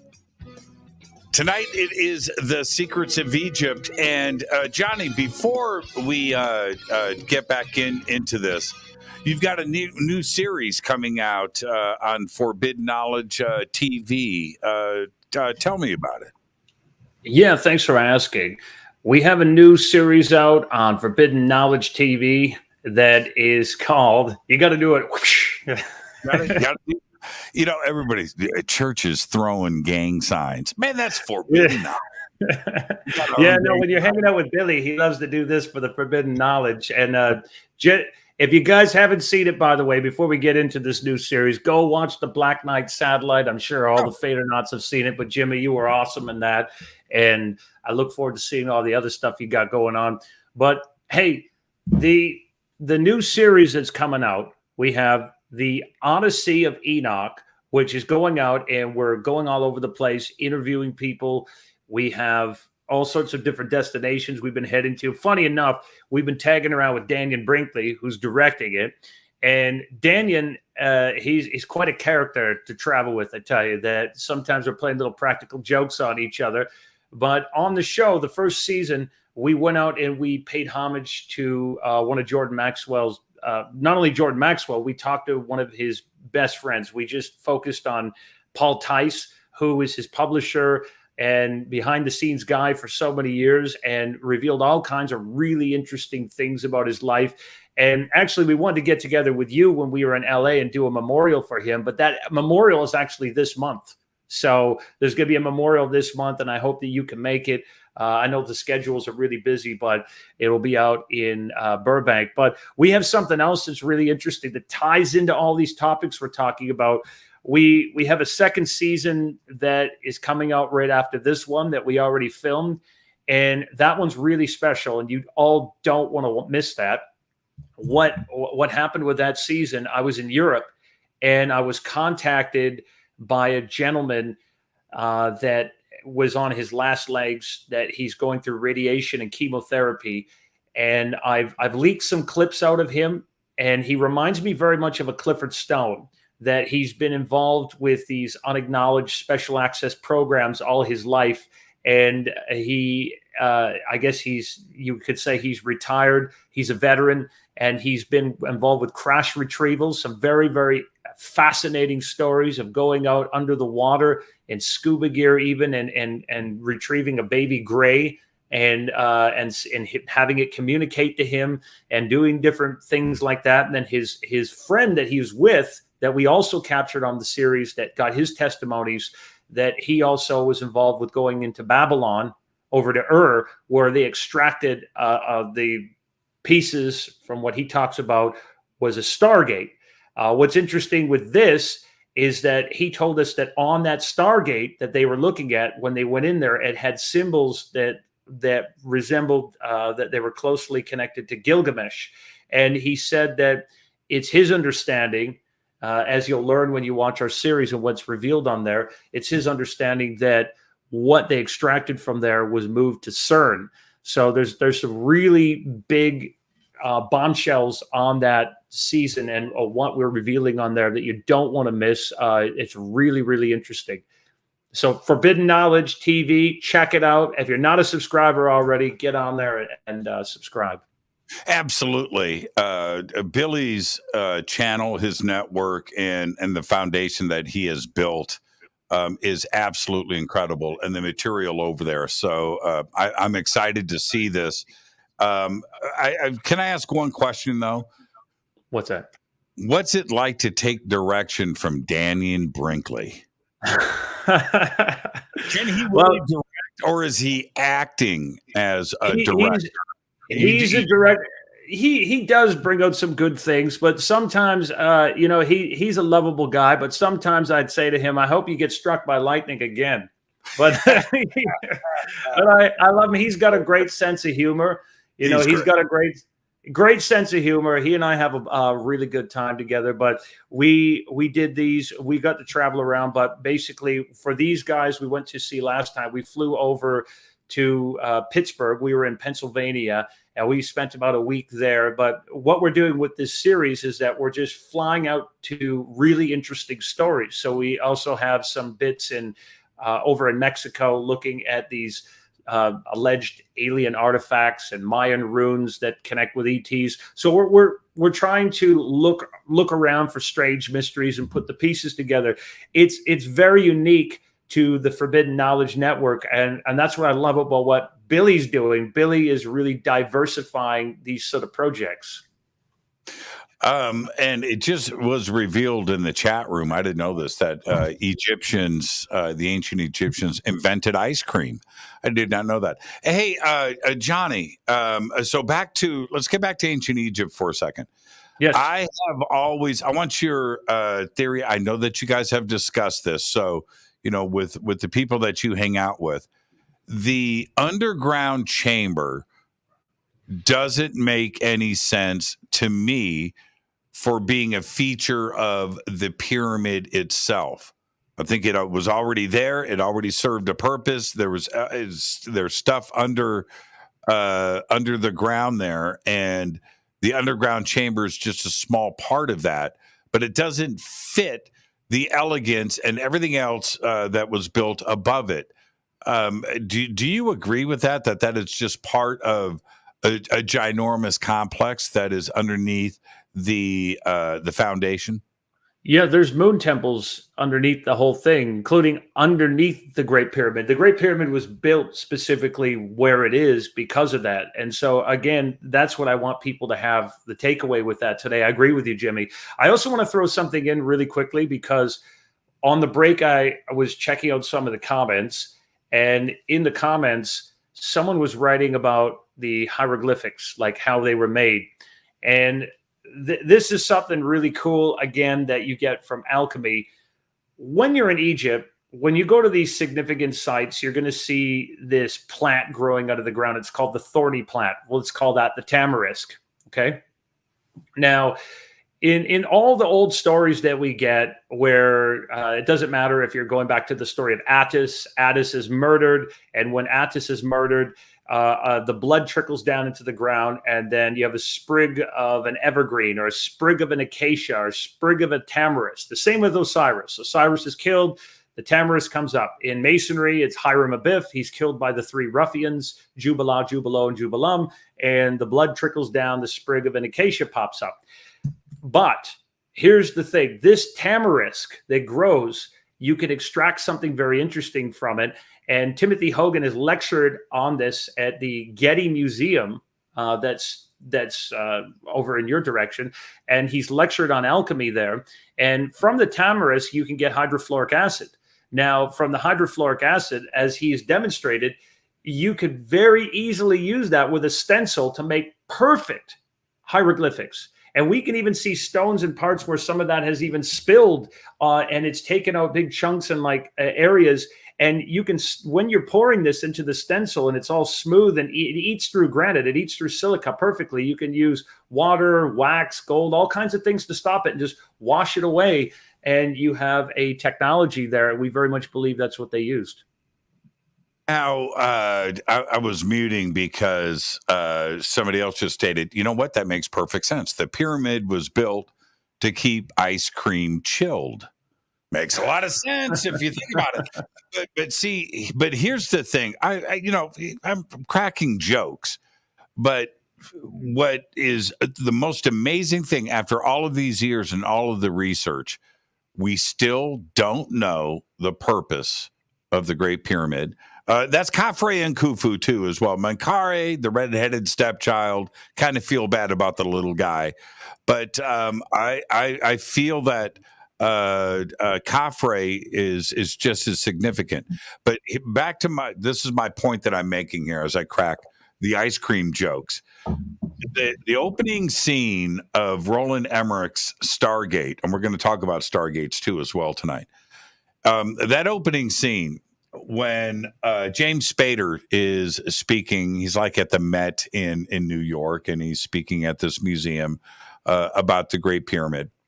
He's got a room full of people. It's packed. Yes.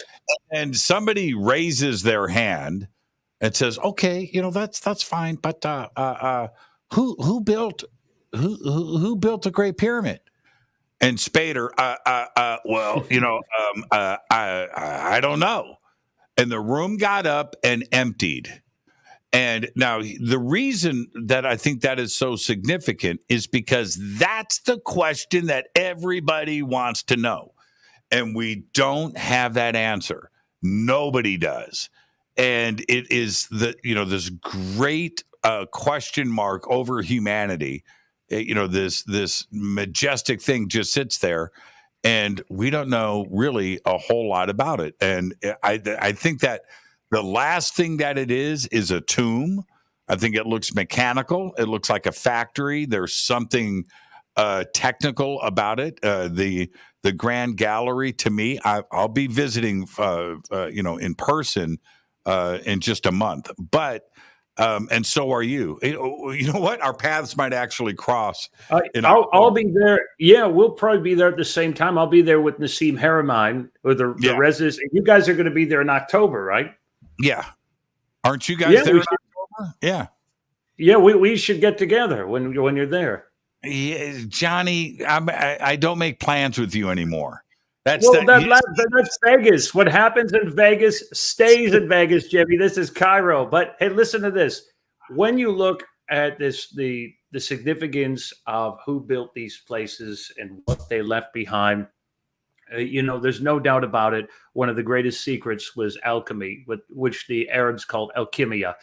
They found a way, Jimmy, and we know they started discovering this from the 4th to the 19th dynasty that we've seen records even in what we call the Moses Mountain in the Sinai, Mount Harod, Sedabit al-Qadam, that they were taking the black materials from the Nile, which is why we called Egypt Chem, where we get chemistry, Kemet. We called it the dark land, the dark arts, the land of darkness because of the materials they were taking. And they found a way to decalcify and open up the pineal gland. And by doing so and regenerating the body and opening that up, they found a way to go somewhere else. Again, they called it the underworld. Our friend Jason Quitt, by the way, who was a friend of the Fadernauts, get his book, by the way, that's really interesting about unlocking the body and the energy fields through a type of Tai Chi. There's postures of power. And there's no coincidence, by the way, from what we were talking about earlier with that connection over to the Far East, how the ancient Chinese and stuff had like Tai Chi, and why you find that in Egypt, why you find the same things. Well, how is it that they figured out how to unlock these things, and where were they going?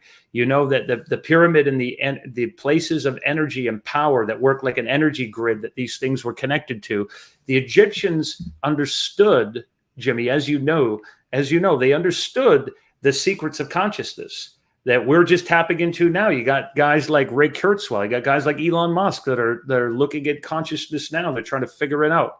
We have all kinds of theories about that. But when they talked about the Ba, the Ka, the Ak, they mapped out star systems. These were very particular.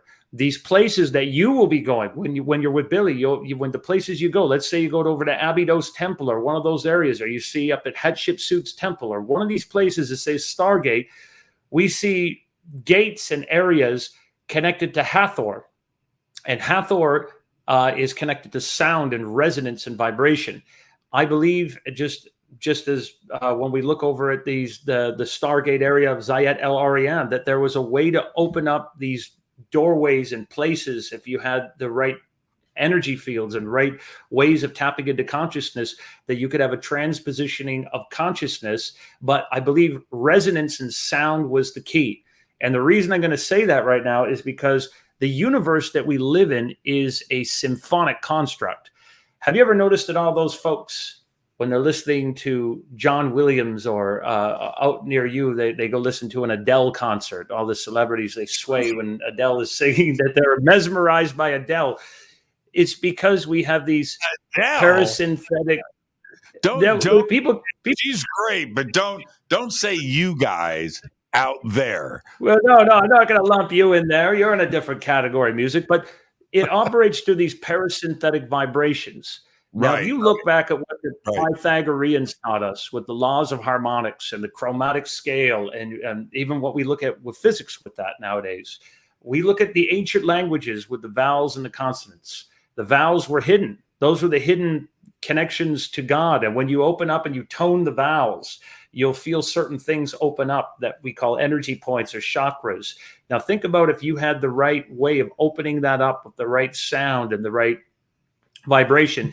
You know, in the newly opened crypts that are over in Dendara at Hathor's temple, there's a newly opened crypt that you see at the top, and you have to crawl up in there. And I feel sorry for everyone who had to crawl behind me with my ass hanging out the back of it. I think someone was taking a picture of it, my feet dangling out of there. I'm a tall guy, and that I hope I didn't moon everyone. Well, I was up there, and you go in there, all the netters, the gods are on the walls, and the greatest secret at the top crypt is that Hathor is opening up a gate, a doorway with sound and vibration.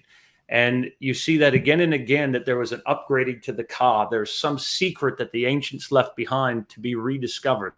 And I think that's what we're discovering. We're discovering that in our physics. We're going deeper.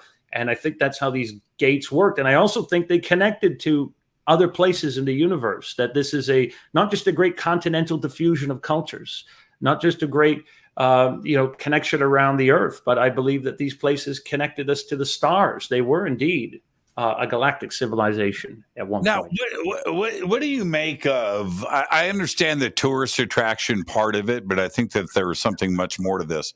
The construction of the Stargate, and how impressive is it? I can't wait to go and see it. But there's a reason for it to be there, and it's not, the movie. There's something else to it, don't you think? Well, yeah, but here's the thing. When you look at this area, and I've mentioned this on the show before, I know you've talked about this too, and my God, there's so much about this area that we could talk about, but Zayat El Arian, and right. People can Wikipedia this, they can Google it. It's been sectioned off since the 1950s by British and American military, and I'm told that the inside word about this is that there is a real live Stargate underneath this thing with aurora borealis colors that come out of the ground. And this is stuff I'd had out for dinner in Egypt with guys that don't want to talk about this publicly, that they're in positions of authority, but there's different rumors about this place of what's there. But archaeologists aren't allowed to go into there. Egyptologists aren't allowed to go in there. It's Egypt's Area 51. It's completely sectioned off. It's got a unfinished pyramidal complex with a subterranean complex below it the size of New York City. It's right between Abu Sir and Abu Ghurab, which are very mysterious places on their own. All kinds of legends about the netters landing there and all this sort of stuff. But the king that is associated with that place of building those nearby pyramids, he has the name Stargate in the title of his name that's there. And when you go to these places, Jimmy, like even up at Hatshepsut's temple, let's just say if no one's looking, and our mortuary, when you go up to our mortuary right on the other side of the Valley of the Kings, where you're going to be visiting in Luxor, when you go up there, as you'll discover when you're in Egypt, if the sign says don't go in here, you may not take a picture. You are absolutely not to go in here. How dare you? Do not go in there. It's amazing what $1 to $5 American will do, that you can go anywhere you want. So because that's exactly where I'm going. And so Right. I want to back up. I just got a minute before the break. William Henry sent me a picture of him in front of that Stargate. And it's pretty cool, but are you suggesting that Stargate is built on top of an existing Stargate that is buried? I've heard the same rumors, but that is where the tourist version of the Stargate is constructed, and it's big too. By the way, that thing is ginormous. So just to be clear, are we talking about Zayat El Arian? Yes. Yeah, no, you can't enter in there. He may have sent you a 1950s picture of the entrance. No. There's a new Stargate that Egypt built for the tourist. Okay. Yeah. Well, with this, it's becoming so popular. People are talking about Stargates, and Stargate has become a big meme.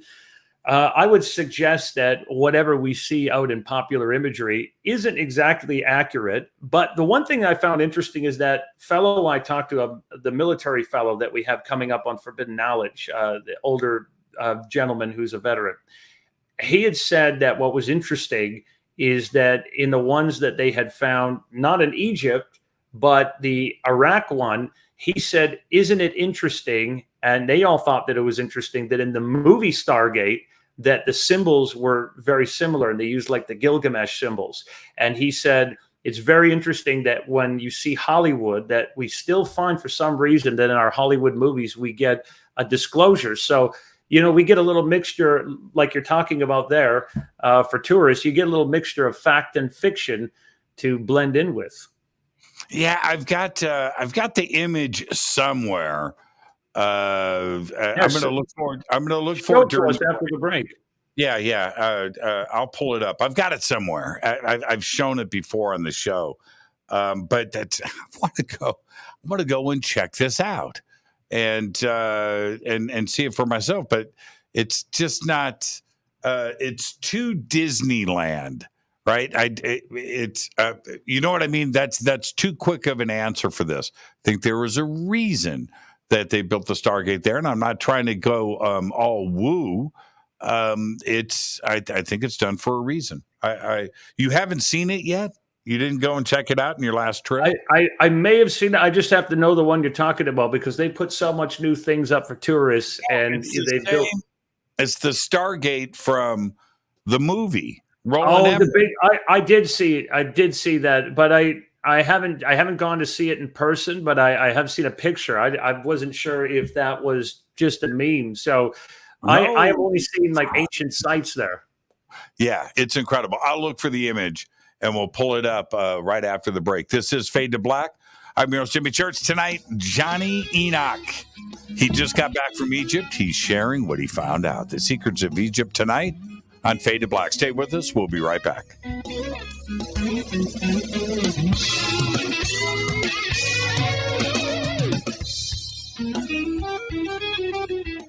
everybody. This is Rob Halford, the Metal Guard on JimmyChurchRadio.com.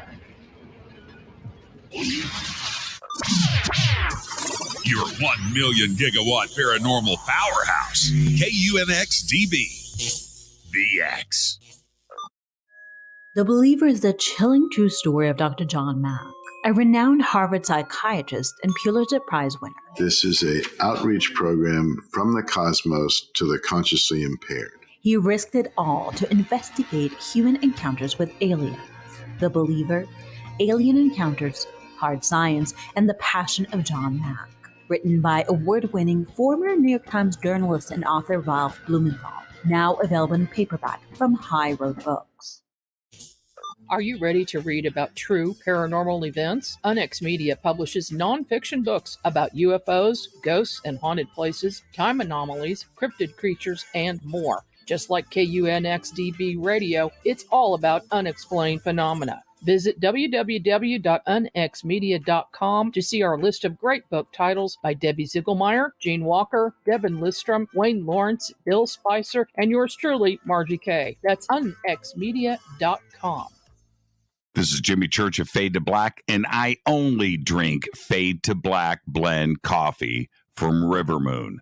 Just click on the River Moon coffee banner at jimmychurchradio.com. Promo code F2B blend. This is the only way forward. This is Fade to Black. Make contact.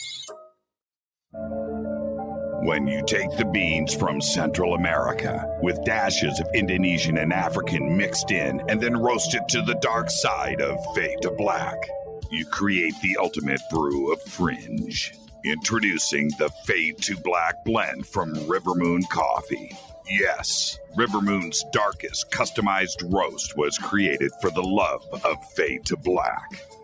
The alchemy of masterful roasting and smoking the beans is in every sip of this full-bodied, dark Java. I need my coffee dark, deep, with distinct bittersweet chocolate highlights, just like the bunker.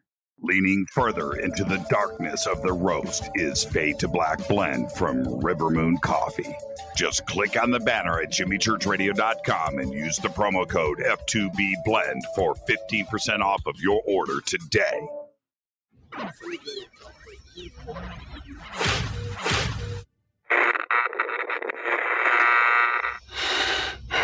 You want to know a secret? I love ponies. I really love ponies. I'm serious. I couldn't stay sane without ponies to brush. Why fade to black? Because you never got that pony. Damn it. This is Fade to Black with Jimmy Church on the Game Changer Radio Network.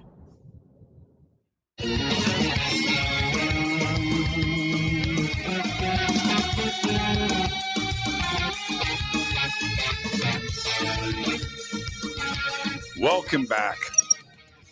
I can't find the image. I've got one of the images that he sent me, but I can't find the other one. And I thought it was in my phone too as well. So I looked there and I can't find it. Can't find. He sent me two images of him next to the Stargate, one close and another one with him standing on the wall that is next to it, and it's behind him. Can't find it. Can't find it. What is the deal? If we can get into briefly, Johnny, when we are talking about Egypt and Stargates, the movie itself is one thing, but we have the talk about Iraq and Saddam Hussein, the connection to Egypt and the searching for Stargates and Babylon and Nebuchadnezzar. All of this seems to be connected. Does it go back to Stargates and Egypt? It's all connected, Jimmy. It really is. If even if people have been a fan of Zecharia Sitchin, and people can have their criticisms about Sitchin, and I believe he did get a lot of things right.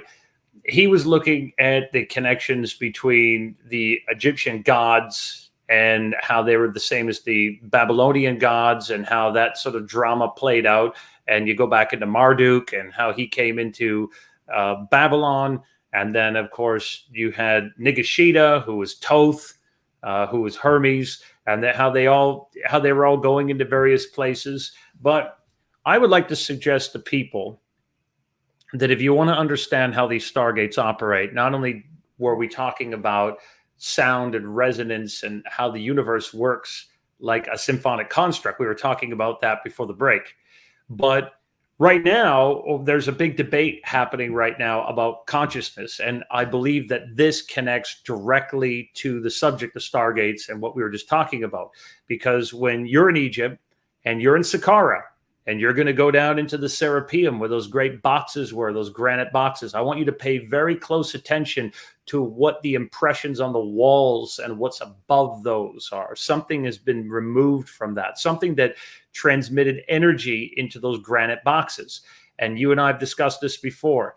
Granite is made of silica. Silica is where we get silicon microchips from. It's a conductor and insulator of electromagnetic energy. Like quartz, you have piezoelectrical energy. It's moving through these things. And you might say that we have a transpositioning of consciousness. We could transposition it. So right now, there's a heated debate, again, that Elon Musk was saying the other day in the news, that consciousness, he believes, is created in the brain. He says, he's already downloaded a version of himself. Mm-hmm. Well, I don't know what you think, Jimmy, and I don't know what the Fadernauts think, but I truly believe that our brain is a vehicle. It is a receiver. So we could intercept maybe memories. We could download information into ourselves, which I believe is possible, and we'll get there very quickly. But you can't quantify a thought. We can't quantify thought. We would have to trace millions of neurons. Our consciousness works outside of here. It's generated. Point in fact, and this is what the Egyptians knew, and I want to remind everyone of this. None of you watching this is a human being. That you are just having this human being experience for a while. In fact, this human being experience, when you came here, and the Egyptians knew this with the Ba and the Ka and the Ak, the spirit, the soul, your soul generated your personality. Your soul generated your ego. It generated the bands of consciousness from a collective consciousness. And when it got here, it formed your personality and your ego. It formed a Jimmy Church or a Jonny Enoch. And we might have this experience for a while, but this is something I always talk to people about when they say, hey, the loved one of a spirit or someone passed away that's watching them, and they're worried, hey, is that spirit watching me do embarrassing things, or am I going to the shower? That spirit is not even concerned in the slightest of that, because they have shed that human experience, that sort of avatar and what we have there. Well, the Egyptians understood this. They understood that there was a part of us that could travel places, it could go to places. They demonstrated that in their art and in their writings and in their deeper teachings of what they taught. So I do believe that they understood a way for that consciousness to be projected into various places, to visit places, and they understood it like a technology. And Jimmy, I do think that when you look at what Elon Musk is trying to do and what he's saying, or Ray Kurzweil, I think that our sciences right now are trying to crack the code of consciousness. I think they're trying to find out how that operates. I couldn't agree with you more. It's one of the big mysteries. When a physicist speaks, he knows that's his consciousness talking. That's not a chemical reaction. And to ponder, to dream, to think, to laugh, to cry, and to feel emotion, that's your consciousness. But the problem that physicists have is they can't measure it. They can't quantify it. They can't get it into a laboratory and study it and break it down and find out where it comes from and how it's dealt with. Because they can't do any of that, they don't want to talk about consciousness. But yet they know that they're talking, right? They know that they're dreaming. They know that they're thinking. They know that they can communicate and, again, laugh and cry. So consciousness is a real thing, but they want to shy away from it. But you can't ignore it for very long. And they don't have a choice but to eventually try to figure out actually what is happening here. And it may be something that they can't touch. It may be something that they can't measure. Eventually, if it is possible, I did see Elon's comments, but predating Elon on this program, on Fade to Black, Michio Kaku told me that they have downloaded dreams at DARPA. At DARPA. He said that. Now, and another thing that Michio said, anybody can go back and listen to that interview I did with Michio. He said that they had built the human computer interface, the brain computer interface, to convert the language of the brain and get it to a computer language and store it. And they have successfully built that. That is something that Elon has pursued for a long time. And if you are, Johnny, this is not a joke. If you really have money, like real money, what are you going to want to do? Well, they've all, you want to go immortal, right? That's here's the thing with that, Jimmy, and I'm glad you brought up Michio Kaku, because I love Michio. I think he's brilliant. When we look at that idea, I liken it to this. If you are using a landline in your house and you're talking into the landline receiver and it's going to the phone line, it's coming from you. If I was working for the phone company, I could go up to the junction box at the side of your house, open that up, and there's a little green and red wire or a screw. I could take some alligator clips, clip that on. I could intercept your phone call and listen to that with a linesman's test set. That's how they used to do things, and I could intercept your call. I see that as how we're downloading memories. And it's not the same as our technocrats are saying in Silicon Valley. It's not the same as downloading consciousness, which I think we're one step away from, and we're very close to that. But what they're doing at this stage, we're downloading memories and then we're using an AI to create like an NPC in a video game. And it can generate, we can even, there's a company now that they're doing just like the show Upload, where they want to do interactive holograms, where they can have an interview with you, then create a version of you at your funeral that people can interact with. And it's very much like you. And even Meta on Facebook said that, hey, they could take the timeline of someone that's passed away and create a version of them that you could interact with. That's their game plan. But again, NPC in a video game. Now, traditionally, when we looked at the physics of this, we look at Sir Roger Penrose and Stuart Hameroff over at the University of Arizona in Tucson. They had this theory, and I know you're aware of this theory. It's called quantum consciousness, or core, where they would look at the microtubules in the brain working like a girder system, where they believe that consciousness was held together through a quantum cohesion or an entanglement, and it worked like a girder system or a cockpit. And we would sit there, this superposition. We'd sit there in the brain, and then when we died or something, it would be all held together and we could leave. Well, just recently in the news, that was challenged in Italy with quantum gravity experiments by Catalina Corsuno, I think that's her name. She challenged that recently with this because they were looking at a waveform collapse, and it didn't rule out complex models of the quantum consciousness. But I truly believe that when you looked at what they were saying, this is the takeaway from this. When you looked at what Penrose and Hameroff were saying, they were saying, okay, if you look at consciousness like an EEG, we see that there are these anharmic vibrations. And what is an anharmic vibration? That's sort of like the music of Indian music with the sitar.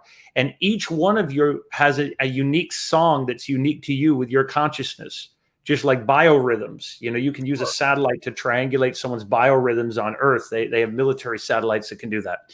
So with your unique consciousness song, imagine that you could triangulate that and you could find a way to extract that and even use a transpositioning so it could be put into another body, or it could be moved just like in the movie Avatar. I don't think we're that far off from that, but what I'm saying is that I believe the Egyptians and very ancient civilizations may have had a better understanding of how that works than we think.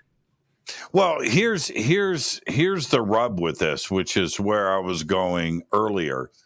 It doesn't matter if you were, some monarchy or, fiefdom, rich landowner or a robber baron or whatever. It doesn't matter.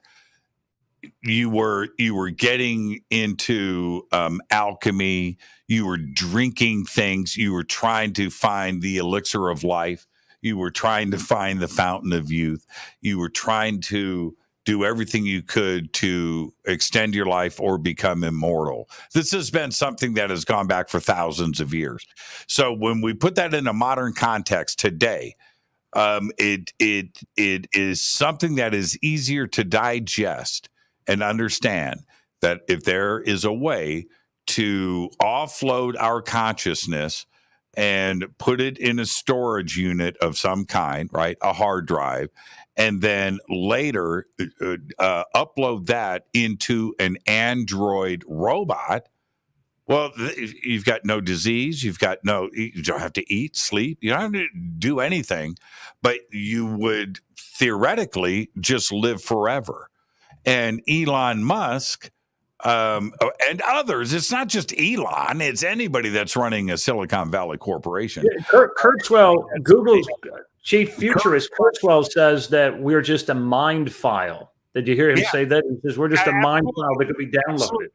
Absolutely. So the pursuit of this, hedge fund guys, Rothschilds, whatever, you would definitely, because it's right within your grasp today.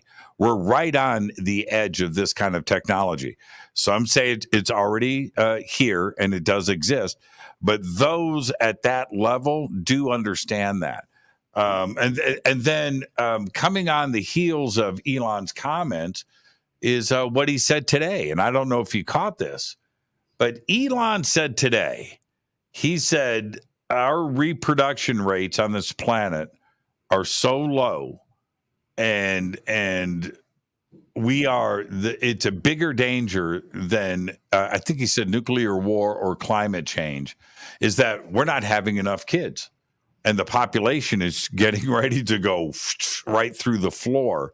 And I'm thinking to myself, this consciousness discussion and offloading, and now the population of the world. We're talking about the world's richest man who has got a lot of. It's interesting because I think he's having enough kids for all of us, but with what's interesting before we leave these subjects, I've also been hearing very interesting things.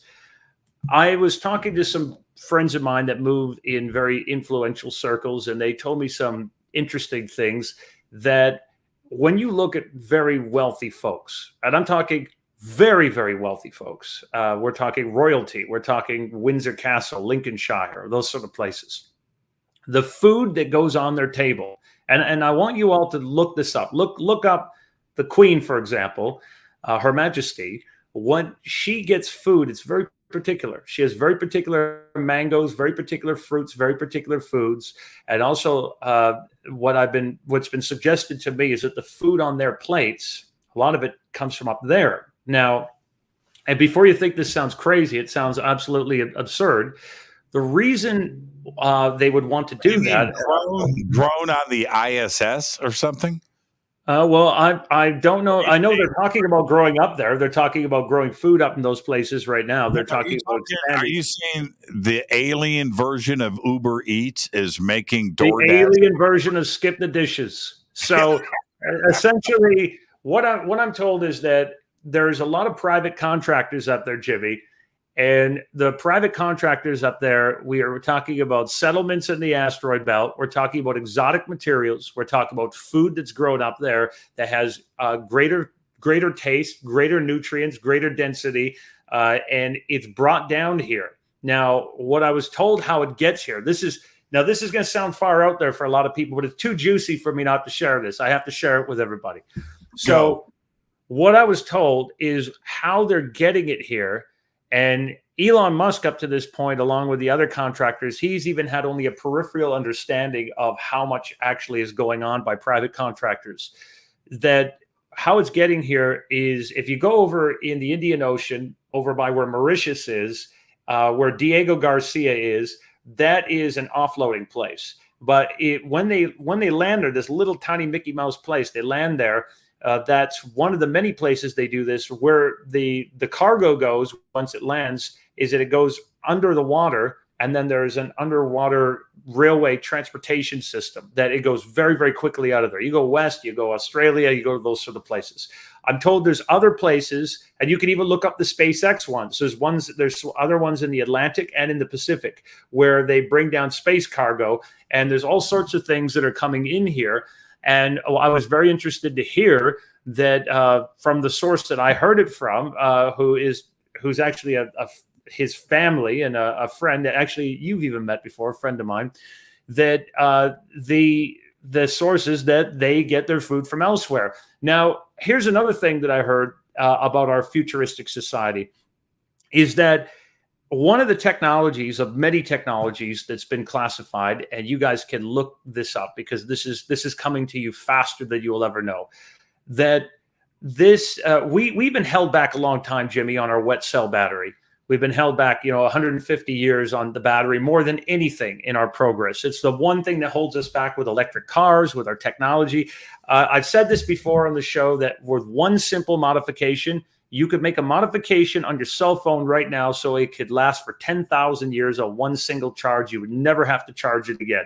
And you're about to get that technology, and you can start looking up the discovery of it now, of nanocarbon diamond batteries. Have you heard of these, Jimmy, with radioactive waste?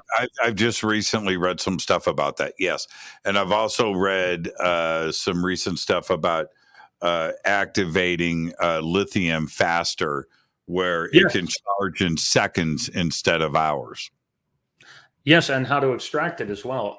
There's all sorts of breakthroughs we're going to get. And, that's the thing is that I've always liked about you, Jimmy, is that you always have a positive, optimistic outlook of the world. And I try to stay positive and optimistic as possible every day, and that's the way I look at the world of what's happening. That it's here for our growth and evolution. And in fact, I always get that comfort, in fact, of knowing that we are souls, and that we have an infinite consciousness, and that we have a way of taking these experiences and distilling them day to day. So I think it's great that we do sort of live in a Star Trek futuristic civil society already, and I think we're going to continue to discover this. Well, here's where my mind gets a little bit blown. You can, I don't care who you are, you can talk smack about Elon Musk. You can do it because you don't know what you're talking about. That's number one. But number two, you're free to say what you want, just as long as you stay in bounds. So I get that. But anybody that's talking smack about Elon obviously hasn't left their house. They don't have a brain. They haven't left their home. They haven't. Because if you do, you can drive down any street and see Tesla's driving. And for somebody to go, especially today with all the competition with cars and everything else, to go and start your own car company like that and start a revolution and complete it and see it through like he did, that's a mind. But that is a little sliver of what he's about. And 2 weeks ago, two weeks ago, I went out to personally witness and watch a SpaceX launch at a Space Force base. And I've published the videos, and it's incredible. But to go, it's one thing to see Teslas rolling down the road, but then to go out and watch a rocket, dude, a friggin' rocket take off. And he owns that company, and you watch that take off into space, you can't talk smack about Elon. He finishes what he starts. He is right, and it's a mind-blowing thing. So you go and you look at Teslas, and which I've seen with my own eyes. I've seen SpaceX launch to the stars with my own eyes. I know that he has the ability and the vision to see through things and get them done. But then when you flip that around and you get this Neuralink, Starlink, consciousness uploading and downloading, that part, when it may sound a little bit way out for most, he's doing it. And he has the ability. He has got the brain power around him. He's the richest man in the world. He's got the resources. And if he wants to chase this down and get it done, to have the internet inside of your head, that's a crazy thought. But he's going to make sure that it happens. So when we talk about consciousness and the pursuit of this, scares the crap out of me. I don't know what this is going to bring, but he's going to do it. And don't think that he's not. It's crazy to me. Johnny, it's mind-blowing. It certainly is, Jimmy. And we are living in a very futuristic world. And you might say that our progress, including what Elon Musk is doing, is being guided. We're being led. We're being influenced. We've discussed that before. You know, we know that there's an ET presence. We know that they're walking among us. We know that they're in various places. I mean, in the future, we're going to unlock all kinds of things. You know, we'll unlock linear progression, the ideas of time. And you might say that I think that movie, John Carter, the movie John Carter of Mars. It's a documentary. It's not a movie. It is. Do you know that movie where he's talking about Mars and there's these Therns, the guys that are these hooded individuals that are watching over their progress up in Mars and these places hidden in the background? You might say we have a version of that ourselves, but and remember in the movie what those guys would do, those Therns, they would take the energy from the people that were developing, like what we call loose. But you know what's interesting about that movie? People might not know. The original story that was written was by Edgar Rice Burroughs, who also wrote Tarzan. Yeah, wrote and Tarzan. That's what remember Tarzana, the area by where you are, that's named after right him, down right? the street. Yeah, right down the street. And I was just getting ready. Oh, but here's the thing. If you really make an attempt at following Elon's mind and where he is, dude talks about aliens more than just about anything else. If you take an aggregate, right, of all of his tweets, and what's the percentage about ET and contact and aliens, there's something to that, man. And I'm okay with thinking that way. Plus, he looks a little alienish. He's got kind of vibration there, man. I think so. Thank God for the Elon Musks of the world. Thank God for those that want to think outside the box, that want to think about futuristic things that are cool, and to challenge us, to question, to move forward. We need to focus on the solutions. You know, a lot of people get caught up in the problems, and you got thinkers like that are saying, hey, let's get solutions. Well, but let's not forget, all right? After Apollo ended, to me, the space shuttle program doesn't count. And the space shuttle and the SLS and the original vision, the space shuttle was a shuttle designed to go from Earth to the moon and back. And we were going to build this moon base and then eventually jump over to Mars. That's the reason why the space shuttle was built. But that program was not a replacement for Apollo in the end. Our space program was grounded. All right, done. And it took a civilian and their efforts and their visions, I'm speaking about Elon Musk, to continue the space program. That was Elon. And we cannot, if it wasn't for the efforts of Elon and the jealousy of NASA and going back to Washington, you know, a civilian is beating the crap out of us. A civilian is firing up rockets and re-landing them. That's crazy. You know, and he had the vision to go and get that done. And that is in addition to everything else that he is doing. I'm talking about Starlink and Neuralink and, of course, Tesla and batteries and sustained power sources. It's absolutely incredible to me. Let's take our break. Johnny, stay right there. We're going to do overtime. I haven't had you here in a while, and I'm not letting you go just yet. You stay right there. Our guest tonight, Jonny Enoch, who supposedly has got the better voice. No. Well, yeah, come on. Everybody come says on. You got the better voice. We'll be right back.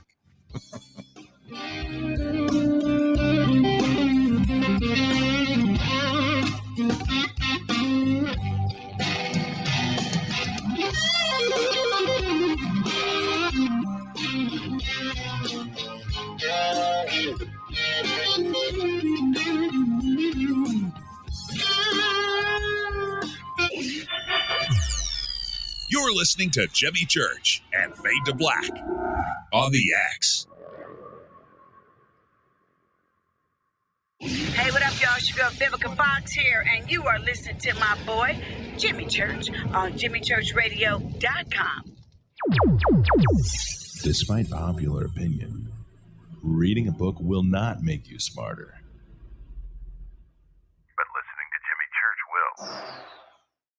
Hello, Fadernauts. Jimmy Church here. You've seen me with my Thunderstorm. Now you can purify the air in your home and get healthy, clean, fresh-smelling air and eliminate odors just like I do right here in the bunker. The EdenPURE Thunderstorm uses oxy technology that naturally sends out O3 molecules into the air, which seek out odors and air pollutants in your home and destroys them. It's called a thunderstorm because it purifies the air just like after a thunderstorm. And right now, you can save $200 on an EdenPURE Thunderstorm 3-pack for whole home protection. With this special offer, you're getting 3 units for under $200. Seriously. Go to EdenPureDeals.com and use Fader3. Shipping is free and it's easy. Just scroll down. You'll see my name right there. Jimmy Church. Click on it and get your deal today. That's EdenPureDeals.com.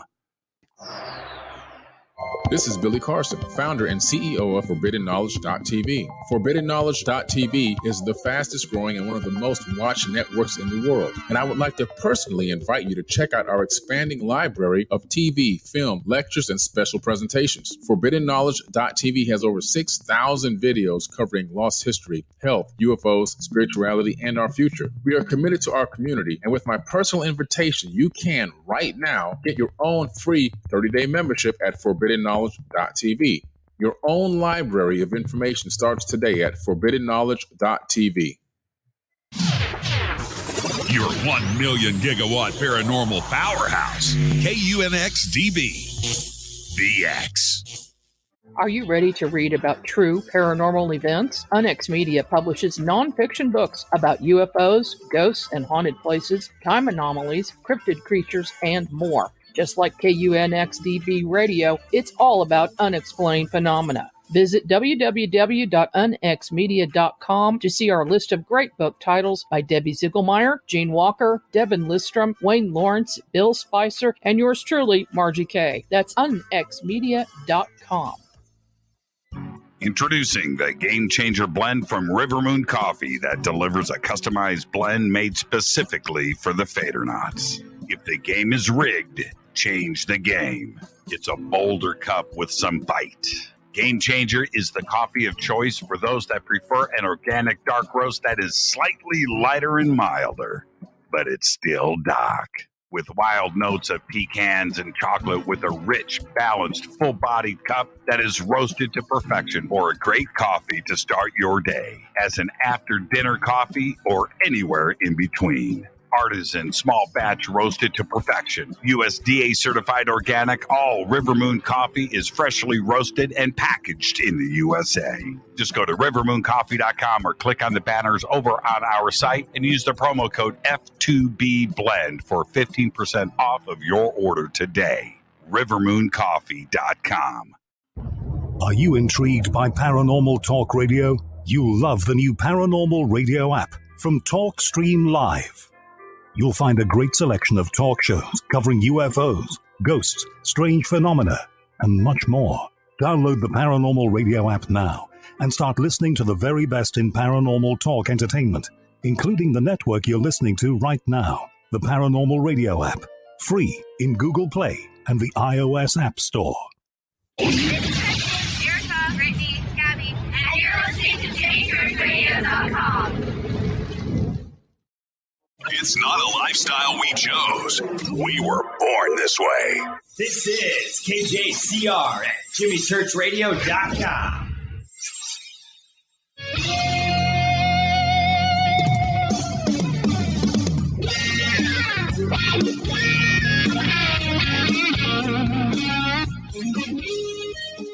Welcome back, Fade to Black. I am your host, Jimmy Church. Our guest tonight, Jonny Enoch.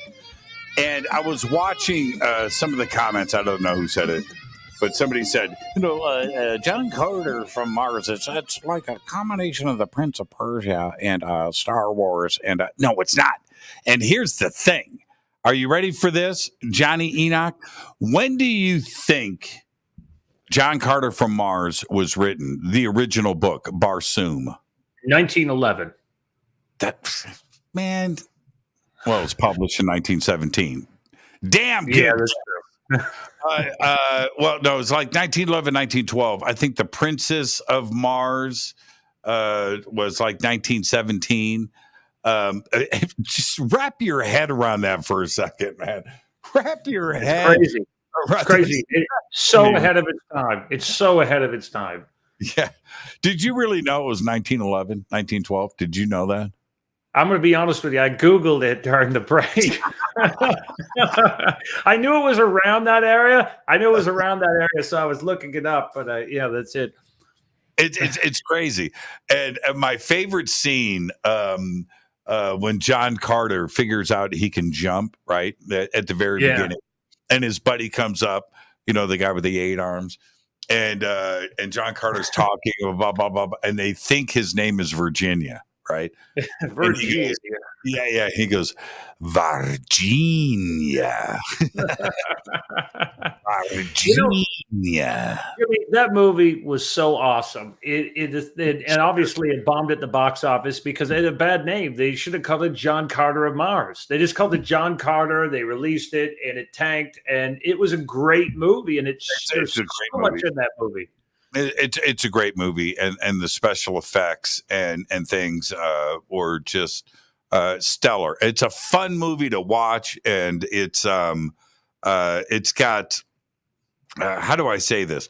It's got a great storyline. It's got an amazing cast, by the way. And when you look at who was cast in the film back then and who are movie stars today, you go back and it was just brilliant casting. Because everybody that was there went on to have just great careers. But it's the storyline that supports that. And, of course, it's Edgar Rice Burroughs, and the foundation is there for that. But the storyline is what makes the movie so great. It's visually just incredibly epic, and so you get that, but it's the story behind it in the screenplay. No, it's a phenomenal movie, man. I'll put that up against any science fiction anytime. What's happening with our old movies? I mean, like even Back to the Future that I'm wearing here. This is again legendary movie, just like Van Halen, by the way, legendary band, Stairway to Heaven.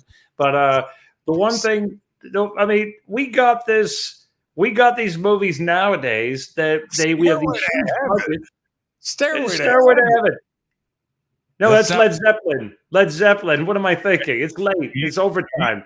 You know what? You just got yourself canceled by the chat. I'm going to cancel. I'm going to cancel. I'm canceling our next Las Vegas trip. But hey, listen, this is. I actually threw that in just to throw you off. But anyhow, this thing with the movies lately, we have these huge budgets. We have massive budgets on movies, okay? Huge budgets. And they're missing the plot from all these old classics we had. We had John Carter. We had Back to the Future, our sci-fi. I'm not saying there isn't good movies nowadays, but I don't know if we've moved away from these deeper meanings. Or what do you think? Are we evolving in Hollywood? Yeah, no, it's really strange. Every time that I think Hollywood, not only in films, but TV series, is starting to stagnate and let me down, something else incredible happens. And Jordan Peele's new film, Nope, is an incredible film. And if you haven't seen it, check it out. I don't want to give anything away. Johnny, have you seen Nope? Have I seen No? Nope. The movie's called Nope, N-O-P-E. So you haven't seen it. Okay, so Nope. This is about contact, and I'm not going to say any more than that. Contact today. It also takes place right down the street from my house in a town called Agua Dulce. It's about 10 miles from my home. And it's an incredible film. And Jordan's take on contact is an interesting one. So everybody go and watch it. But they drop, there's a line in the film, and it goes like this. Well, they're calling them UAPs now. And the response, well, why would they change it from UFOs? So it's like that. So it's totally written for our community, and just go and check it out. And then if you back up, you remember the original film, David Bowie, The Man Who Fell to Earth. Great film, classic film. Love it. Watch it all the time. But the new TV series that was on HBO, The Man Who Fell to Earth, just when you think, things are getting stagnant, and then a gem like that is released. And, Resident Alien today, and just a great TV series in its new season now, too, as well. And I think that there's a lot of great science fiction out there. And they tell us everything in the movies. Every person that I have spoke to that has access to some sort of classified information, or they've been involved with intelligence, and even people who are out talking about this publicly, even like the Rick Doty's, or you talk to like when the late Cliff Stone, or you talk to Bob Dean, or any of these people, they'll tell you all the same things. They'll say that it's all told to us in the Hollywood movies, through Spielberg, through others. They'll drip things in there that are actually factual, that are going on. It's like a disclosure that's happening. And we got to ask ourselves, why is there this slow and careful dissemination through the media? Are they preparing us for something inevitably at the end of the rainbow in case we see it? We're not so shocked. Well, I talk about this a lot, Johnny, and it's easier for me than to answer that, to spin it back around onto you. Do you feel that this is what is going on, that it is happening through the media, through Hollywood, but certainly through, Tucker Carlson and the news programming and the New York Times and science, Avi Loeb and the Galileo Project and the James Webb Telescope? It seems to me that today it's all aliens all the time. From every single angle that you can think of, it's coming at us. Don't you feel that is the intention? Yeah, it's been happening for a while. I recall hearing a story that was told to me about even Michael Eisner. That Michael Eisner, and even at the times of when, you remember when Ronald Reagan was very concerned with the Star Wars movies coming out. He didn't want those coming out, and of course he had Star Wars that he was putting together, but he was concerned that there was too much that was revealed in those movies. But of course they came out, and there's so much disseminated through there. I do believe, like you said, we're being deluged with that information. But again, look how futuristic the world is that we have. I mean, from not only the classified sciences to even what we're being told is really shocking. Like you mentioned, what Elon Musk is developing, robots, Neuralink, Starlink, all these incredible things. They're in our face. I think that it's going to be shocking for people to see where we will eventually go with these technologies. And eventually it's going to take longer for you to get into a spaceship and basically sit down and put your seatbelt on than it will take to get to the destination.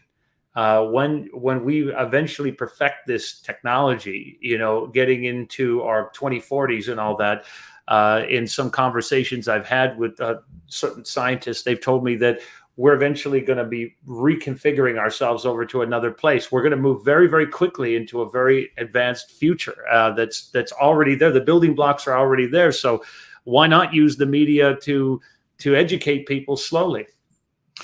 Here's the thing with that, and I agree with all of it. But if we go back historically, and again, do your own research and look at this, but the CIA has always had an entertainment division. They do today. You can go to the CIA website. You can go and read about their interfacing with Hollywood. You can go and apply for a job in the entertainment department over at the CIA. And now, I just want to warn you, if you go to the CIA.gov website, you will be tracked for the rest of your life. But here's the thing. Back in the 50s, when the first wave of UFO sightings was going on around the country, Hollywood immediately responded to that. And we had all of those science fiction films that were made.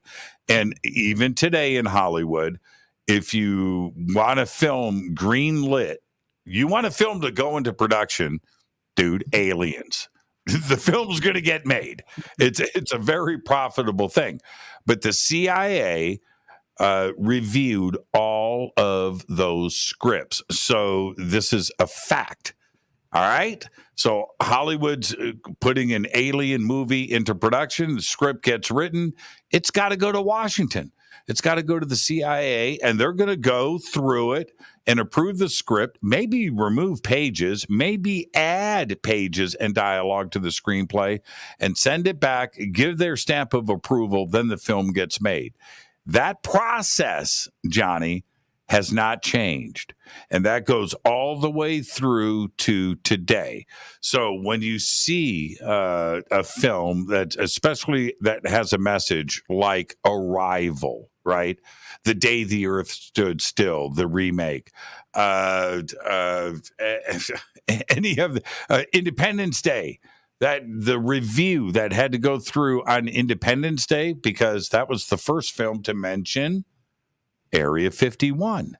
And that almost didn't happen in the movie, right? That was the first time it was brought into popular culture. It was introduced through Hollywood and through the approval system of the CIA. So, yes, the answer to that, when you ask me, do I think? Well, no, it's not that do I think. This is a fact, and this is something that has been practiced, fine-tuned, and implemented for the better part of 70, almost 80 years now, and it's not going to go away. I think you're absolutely right, and we are going to continue to see that as a slow dissemination, drip-drop educational process. I think my take on disclosure, and I've told you this before, and I've said this many, many shows back, I don't see there being any huge disclosure over the next 15 years that's dramatic, like anything landing on the lawn of the White House. I think what's more than likely to happen is we'll continue to discover life, which is everywhere around our solar system and around the various areas that are surrounding us in our galaxy. There's a lot of life in our galaxy. But I think that James Webb Telescope will continue to be out there discovering things, and we are going to discover the life. But there's a lot that has to happen on Earth first over the next 15 years that is going to transpire. Many ups and downs in our progression that we have to go through for our own growing and evolution. But should there be a day when something goes crazy and we see something that we're all not supposed to see, or we see something that gets out of control that can't be policed, I think that they want us to kind of have a cursory understanding of what it is, to say, hey, okay, we know what that is. We can kind of explain it. We're familiar with it. So building up to it, it's a shocking thing. Think about how many religions there are on Earth, how many superstitions, how many beliefs. We know that's the old idea about this, is that's why they don't just roll out the information.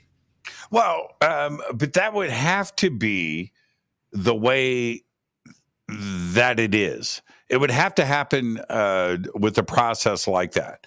And what I'm referring to is like the James Webb Space Telescope, that right now what the government needs, the only way that they can fix the last 70 years of disinformation and lying about the presence of ET here on Earth is to have science discover it first before they have to make an announcement. Exactly. That takes care of all the issues. So it comes from the James Webb. It comes from a fast radio burst. There's something else that is discovered, Perseverance, or something on Mars, where that announcement can come from science that we are not alone, right? That there is life out there. Now we move forward from this date, right? And the government doesn't have to look back at the last 70 years. We can focus on this day moving forward. Because if it's the opposite, if it comes before the James Webb discloses an ET presence on a distant planet, if it doesn't come from Perseverance or a fast radio burst alien signal coming here with a message in it, if ET arrives here first and the government has to explain that away, they're going to be in a lot of trouble, and probably in a legal sense too as well, that they knew about this the entire time and weren't telling us about it, that they had crash craft and weren't telling us about it. They had the technology and weren't telling us about it. Well, exactly. But all of these groups on Earth are getting help. I truly believe there is a real Men in Black. That's not a fictional thing. There is a Men in Black, and there is a cover up of this. And the reason for it is that a lot of people like to believe that there's this lovely fuzzy group getting together called the Galactic Federation, and that they're all holding hands and singing Kumbaya. I believe that there are countless groups coming here and influencing us, and they all have different agendas. And we can see this historically within our ET contactee cases, or even if you look at traditionally what we thought of with the Germans, with the Vril Society, and they believe they were getting communications. You had Maria Orsic. You have China getting help. We know the United States, we've had many cases that go back a long ways, even from our friend Richard Dolan, who's an incredible historian that will look back at these cases and alleged treaties that we've had and interactions with the Greys and the Ebens and all these folks. They all say, okay, we're going to give you an exchange of technology, and we want you to do this for us, or we want you to manufacture for this, or give this. But why would you want to give up your secrets? If you had a certain amount of technology, like you just said, or a certain amount of energy, why would you want to share that with the other group, right? So I think once we can move past that and get to more of a uniformed conversation, maybe we will see a real disclosure. Well, if we go back, and I don't think you're right about everything that you just stated, and I agree with it. But if we go back in steps, century by century by century, there has been conversation about getting information, downloads, assistance from the heavens for thousands of years. It's always been there. Well, who told you that? Well, God did. From where? From up there, from heaven. Well, wait a minute. What? And it is clearly written in just about every culture's history of just exactly that. And I don't think there is any dispute. There isn't any way to question it that back then you can't tell if Johnny, if you're out in the middle of Europe, 2,000 years ago, Italy, Greece, ancient Egypt, you go back 3,000 years. There's no way, if you're a leader of a community, that you could come back and tell the community that you just got some specific information from ET. From who? What you would say is God just told me, right? I just got, and that they could understand. So that dogma has been established for thousands of years that the heavens are heaven, that it's not the universe, that it's God, and this channeled information came from angels or God or Jesus or what pick the deity. You're absolutely right. I actually have a cool story for you about that. And since we're in the overtime and the Fadernauts are still awake, let's go into a cool story about that really quick. It's a quick story. It's about Egypt, actually. So you're absolutely correct. The ancients were always getting these answers and communications. The Romans were talking about flying shields. We had all sorts of stories. Even Akhenaten was being communicated to by a disc in the sky, the Aten that was talking to him. Farrakhan says that Elijah Muhammad was getting communicated to by the mothership. And that's basically where, when you talk about the teachings of the Nation of Islam, it was coming from a disc in the sky. Well, recently, when I was in Egypt, we were walking with Timothy, and we were discussing that, and we were discussing our favorite Egyptian priestly king, who's, I think, was the greatest there is, period, in the 18th dynasty, was Tutmosis III. And he's sort of the guy that we link all the alchemy and the Great White Brotherhood of, which is the alchemical cakes they were eating. They were white. When you go back into him, we have a story that comes back from the 1930s, and is from Alberto Thule. Have you ever heard this story about the? Of course. But continue. We've got 2 minutes, Johnny. Okay, I want to hear. I'll make it really quick. I'm out there with Timothy, and of course, the story is that Alberto Thule in 1930 he saw this papyrus that was in a shop. He couldn't afford to buy it, and it was an ancient one. He writes it down and to the best he could. Later on, Prince Boris de Rashowitz gets his hands on it, but Timothy's walking along, and Timothy is reciting this papyrus. He says, in the 6th hour of the 3rd winter month of the year 22, the scribes of the house of life observed that in the sky came this foul odor, and there's these fiery discs.